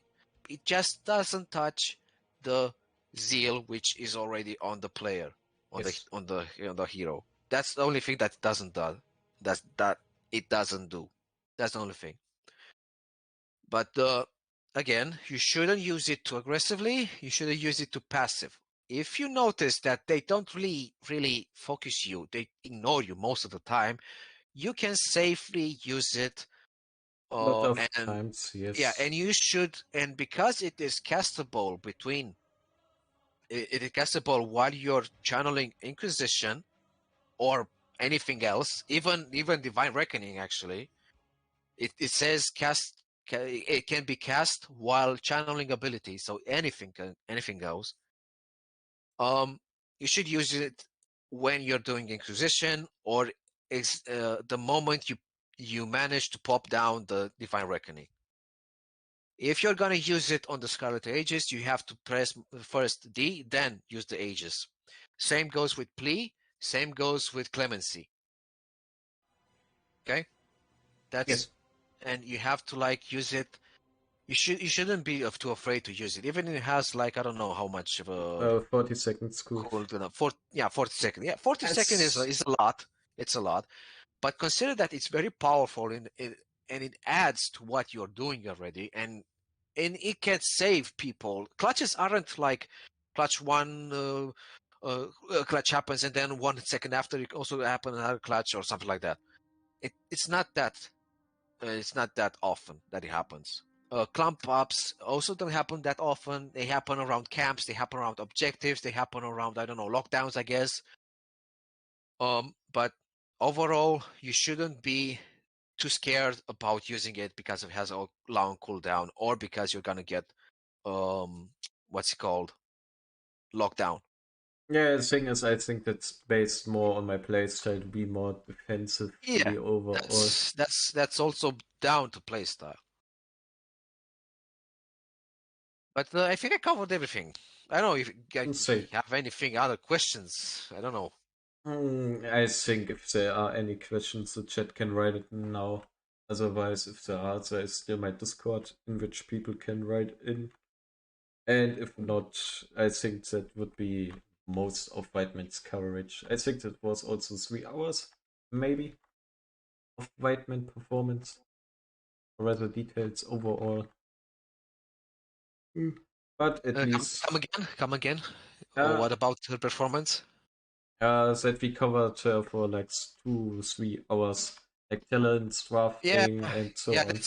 that's a lot to speak about her. I'd say I also don't think I might be the best talk about her since I have just one play style and I kind of play semi-offensive. I don't really maximize her damaging abilities, and I don't really like the Divine Reckoning that much. But Uh, the thing yeah, is, even though you are having like one play style, you understand the game mechanics. Like understanding the game mechanic is yeah, something else, yeah, like yeah, the yeah, yeah. play style. What I can say is that through her, I did manage to learn how to cleanse. Like my teammates can, or whoever played with me in the past can certify that I have managed to pre-cleanse almost everything. All the stuns, all the loops, all the slows. Butcher, I love to cleanse Butcher charges. You just know when to cleanse it. And he's like, yeah, I charged and I stun. No, you don't stun. Sorry, you go away. Another thing which I can say about Whitemane, um, what's it called? Oh, yeah, no, dealing with a target that is being charged by Butcher, you can use the clemency on them, and that's where share punishment comes in play. Also, but share punishment with Butcher, Alarak, Imperious with Burn the Impure is just good. That's why I actually believe it's good to wait with the cleanse after the stun impacted. Like it's often most butcher like plays the silence under the white man, not the white man, the targets they charged after they see the stun connected. Like it's like baiting out the ult. It's often quite great to Yeah, wait a little. yeah. That's also yeah. When they have the lamb, yeah, I know what you say. What you're saying, yeah, that's a good point. But like I said, there's a lot to cover over. She's a complex hero. She's not easy to learn. It took me 1 year and a half more than to learn, and I'm still learning new stuff, I guess. Like I said, I think I should try and practice the e-build more. E-build sounds very, very powerful when you think about a lot of CDR going on, especially if you're gonna go also Peter the Frail at level 1. It's just she's not your usual healer. She's a gem to practice and play and then OTP on, kind of. Oriel falls in that category. I'd say some other healer heroes would fall that on that category the same, I guess. The thing is, she's not meta. She's off meta because of her mana problems, but her numbers are just insane. Honestly, that's my True. opinion. I think the C is underrated overall in the. She is. That's why I think she's not drafted a lot. And to be Also, honest, actually, yeah, you're saying I think often people might be too scared to draft here in they case they are don't scared. level. They are scared. Yeah, Like it's far easier to draft they an are. Anduin than a white Yeah, man. yeah. Because she also has this thing where with the Clemens with the Desperate Plea, where you can't place any more after 3, and you just place 1, and then you have to like do damage. Okay, but how do you do damage? You do your Q, you do your E. It's all out there somewhere. But yeah, as a as a small note, I did work with someone on her build not her build, her guide on Icy Veins, and the person that I worked with took like 50% of my insights and placed them in the guide. So I guess I'm leaving some legacy behind, even if I have like not much of a play with her, I guess, since I'm just playing one build. Hmm. And I can't say I'm a masters. Some have been saying that I should be maybe in diamond, not a diamond, plat or something. But as a general player, I value myself at high gold, I guess. More of a high gold rather than a plat player. To be honest, based on your Whitemane, I put you quite higher because, like, Nah, I wouldn't say diamond. I wouldn't say diamond. Plat is where maybe you have to say, like, low plat. anyone can play Anduin, but nobody can play Whitemane. So the hero difficulty, there's a lot of gaps. Like, they say Anduin is the same difficulty as Whitemane. If you play on He's Cook on not. the Anduin is one of the easiest supporter to play in this game. If you Yeah, say you can play Anduin, they say you can play Whitemane, and that's, I in my feel opinion, Brightwing. I quite feel stupid. Brightwing is harder to play. Stukov is decent to play, but he has the same level of difficulty as Whitemane, I guess. He just doesn't has the burst and the cleanse. But yeah, what can I say? It's yeah. Um, That's why I said, that's I'd why I vote you higher, because you have I'd also argue that people don't know how to play around the Whitemane. No, Skylar, don't make me time out you. Lily is the obviously hardest player. Yeah, Lily is the hardest to play. Very much so. Overall, the stats again. Mine stats. But again, I'd argue people don't know how to play around Whitemane. Whitemane is the type of hero that could have like 9, I understand. 9, 11, probably more than 11, close to 15 clutches. And clutches are basically the amount of times you save a hero from death. Like they're like 1%, 2%, 5% from death. And you just pop your Q or Aegis or whatever, and you just save them. I have a video on YouTube that I posted just for the whatever memes. It's a compilation from a Tombs game, quick match, where I have like You can also plen- post those in plenty. the Discord, which I send it you if you want to share it. Yeah, I guess I can do that. So Just people I just can need I see just need what to you mean. I just need to get in that the channel. It's still available, right? It Let me should check. be. Otherwise, I Yeah, can. yeah, it's still there. I joined. I'm clicked on the join. Okay. Funny clips or something. No, it's just not funny. It's the fact that she's a clutch healer. She's a classic clutch healer. I had like obviously yeah, ABBA clip. I have a very ABBA clip. I'm gonna share with you actually now. I spam it everywhere that I want. Do it. It's really funny to me, and I see that Booba is also here. Yeah. Um, Hold up, I think I need my phone for this one though, or I can just download it. I'm gonna download it from my server. I think I shared it like 3 or 4 times. Where is it? Where is it? Here it is. It's downloaded. It's so funny. It's the last death of the game. Come on.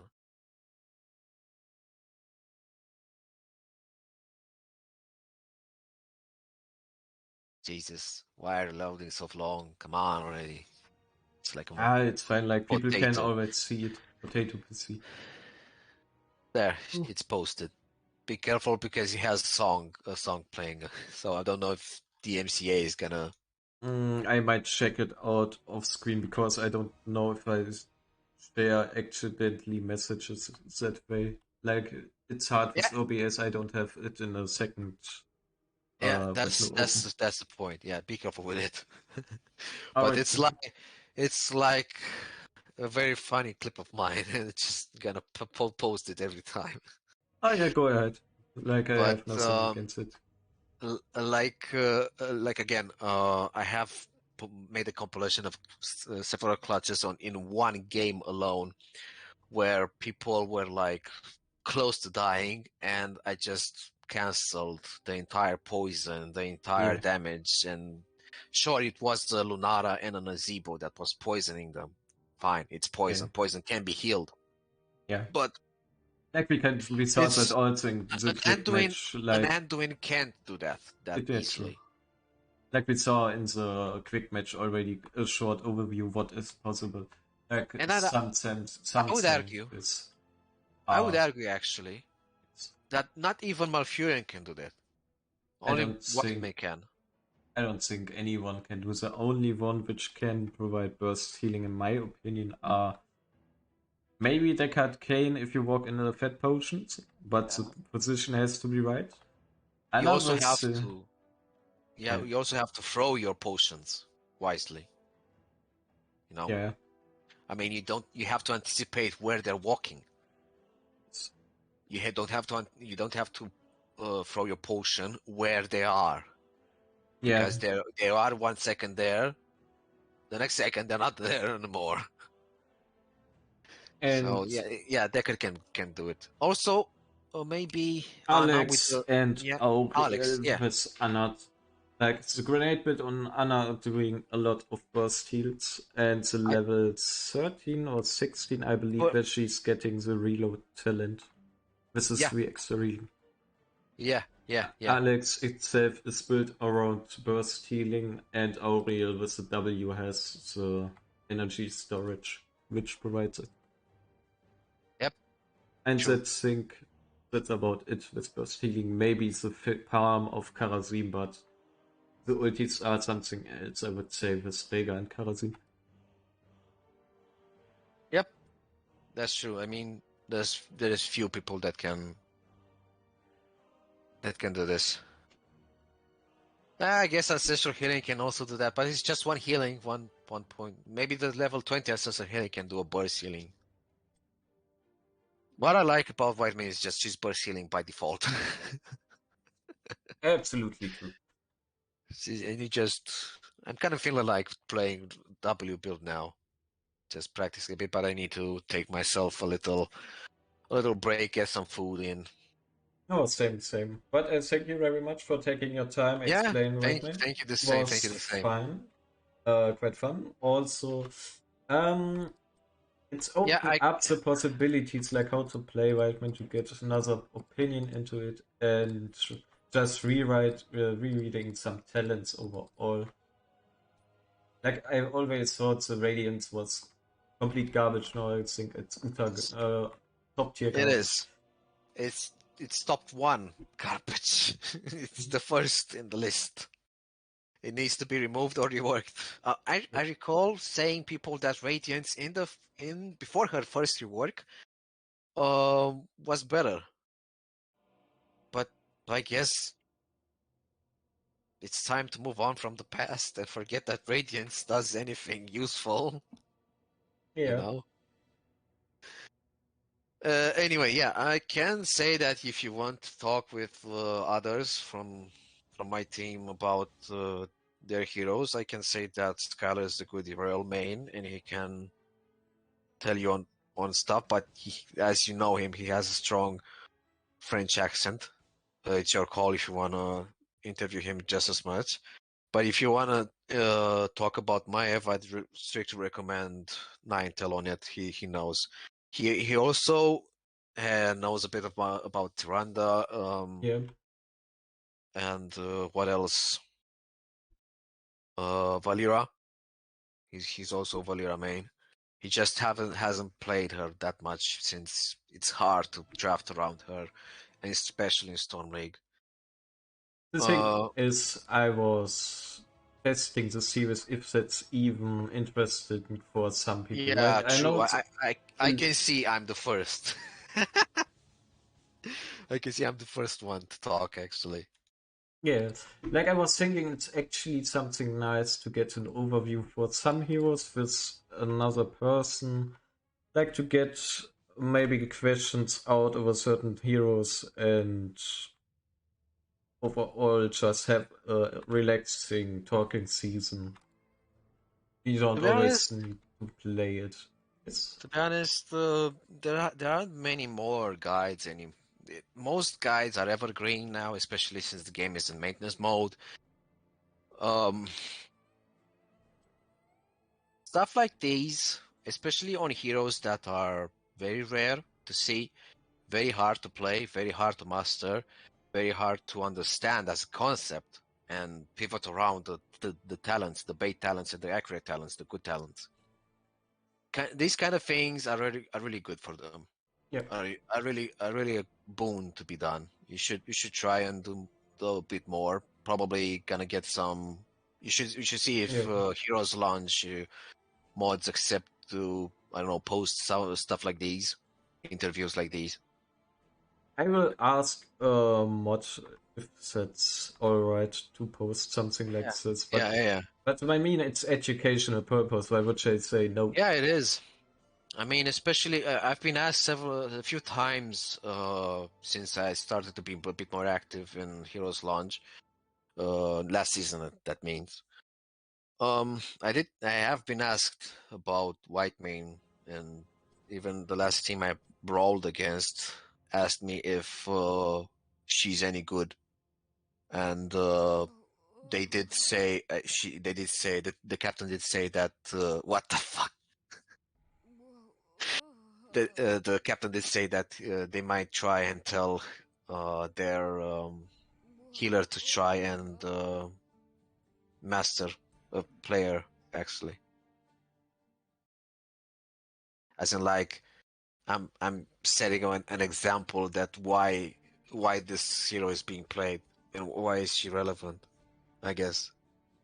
Yes, And if you come to think of it, Legacy, a fucking CCL player, has played Whitemane in the season, and they actually revealed that they've done scrims with on Whitemane and won most of the scrims, with a high win rate at least. The only thing that I'm gonna say that went wrong in that Alterac Valley, which Legacy played the Whitemane, is that they didn't manage to draft around or play around the enemy team. It kind of felt like they were passive. They also went to Diablo. Diablo and Whitemane is not that great, especially if the Diablo doesn't engage us that much. It's I wouldn't say to draft Diablo with Whitemane, actually. I'd say Garrosh is good. Muradin is good, since he can peel, both can peel her off. I would Anabarak is good. say overall all the tanks to self-sustain are good, so you don't have to Yeah, focus wasting too much resources into it. yeah, yeah. Diablo is like you go in, you don't go out, your backline is exposed. Yeah. And that means you're also exposed as a Whitemane, and being exposed is not that ideal, especially if the enemy team can charge in. And I remember that the 40k game on Alterac, the enemy team had a Mav, which is not ideal. But that's just me, a lowly gold player. Yeah, These ranks guys, doesn't matter too much, to be honest. yeah, Like but after HQC was over, I think the placement itself are more Oh, you didn't Like- even complete the placements. Oh no, the thing is I'm only playing on my streaming account. This okay. one is my casting account, so I don't play it simply because if I just want this one to stay as my casting account and I stream on the uh, other one simply because to get friends. Like this one can't accept any more friend requested, and it would be annoying if I have to remove every time someone from the list. Oh, how many you mean you're on max? I'm at max, yes. The blocking list is Wow. also full. When if I'm at least. But I mean, I played also quite a lot. I think I played myself from silver into master once. I did it once, and now more casual. Like you can see, I was bottom tier, and then I trained, increased bit by bit, master, and then I dropped playing HOTS Holy for shit. a while. Nice, very nice. And I see that you're a tank main or something like that. I used to be actually. I'm an Ana main. Look at it. A what? Ana Ana. main. Level 73. The thing is, Oh, I played nice. Ana and was sold out like every time, every game I played as an Ana was sold in higher upper ranks. And then I played as a tank because I was annoyed that my front line is abandoned me. And then I swapped to damage rolls because I felt like nothing got done, and now I'm more such a gap filler, I would say. Like I Yeah, play what's needed. As you can see, nearly every hero was gold. I also was kind of like what's it called? Ready DPSer player kind for of Vielen Dank. Wie geht's dir person denn? or a solo laner back in the day. Then I took a Bin break, gerade nochmal and am when I Ende returned, I gekommen. kind of stuck with the DPS. Aber ich hoffe, du hast es sagen But genug. as I went into rank, I tried to go into rank. I started to think that I need to do something else, like a tank or a heal, and I kind of like started to flex on tanking and healing. I remember that in the early days of me healing, Das ist mein Main-Account, Paul. Das I ist couldn't mein Main. really, I couldn't really play a tank, or and I Der wird was nur kind of zum forced Casten on, verwendet. I think, on healers. Oh, But oh, I'd das war einer. argue I ended up playing healers because of just that. I was losing as a tank, as a DPS. I started to notice that I'm winning more as a healer because healing is just a quintessential part of this entire game. If you're dead, you're not gonna do anything. You can be a pro tank, I guess. If you don't have a healer in quick match with you, you're just gonna die most of the time. So Yes, that's why I like playing Muradin in Quick Match because he's helping his passive. And then yeah, I and also play it's Haymaker. self-healing. Yeah. Yeah. But yeah, eventually I got comfortable in healers and I ended up playing healers. And when I returned to ranked, I noticed a lot of people want to play healer. A lot, so many more. And if those so few play tank actually as a main role, so few people start to play it. Yeah, the thing is, what I can understand is that if you're playing before randoms, it's quite annoying because you can't trust them always. Like, if they run to the camp, you're simply feeding as a Diablo. Yeah, that's true. Like, you have to trust the damage on your follow-up, and if there's once a break in trust, you don't want to do it again because you don't want to feed, causing you to the game sometimes because you play too passive. Yep. Anyway, it's Yeah, getting we late. should let's call it Let's right call it here. indeed. Was fun. Thank you very much for taking the time. Let me know when I can cast the games. If we'll Yeah, see if I have the time. I can poke you. I can ping you in the chat or something, and you're just gonna see if you can upload the tutorials, the information, whatever, in Heroes Launch. I guess it's no longer a secret that Whitemane gets banned against me a lot. So Deserved. I know. Although sometimes I don't really think I'm that much relevant. I mean, my playstyle can be bad sometimes. I can make some weird decisions. Yeah, each person makes Oh. mistakes, but the thing is, it's harder to play it against hero, which you barely play like against Envy. Like you know what Envy does, but it's harder to judge what a Whitemane does because you barely Yeah. see. Yeah, that's Yes. why Yeah. you're getting banned. Sometimes. Yeah. Yeah. That I can agree with. It's very fun to play against people that haven't seen a white man before. All right. Anyway, let's don't drag it out any longer. We getting Yeah. late. Yeah. Not to want to be rude or anything. Thank you very much for the time. No. It's fine. Thank you for considering me at least.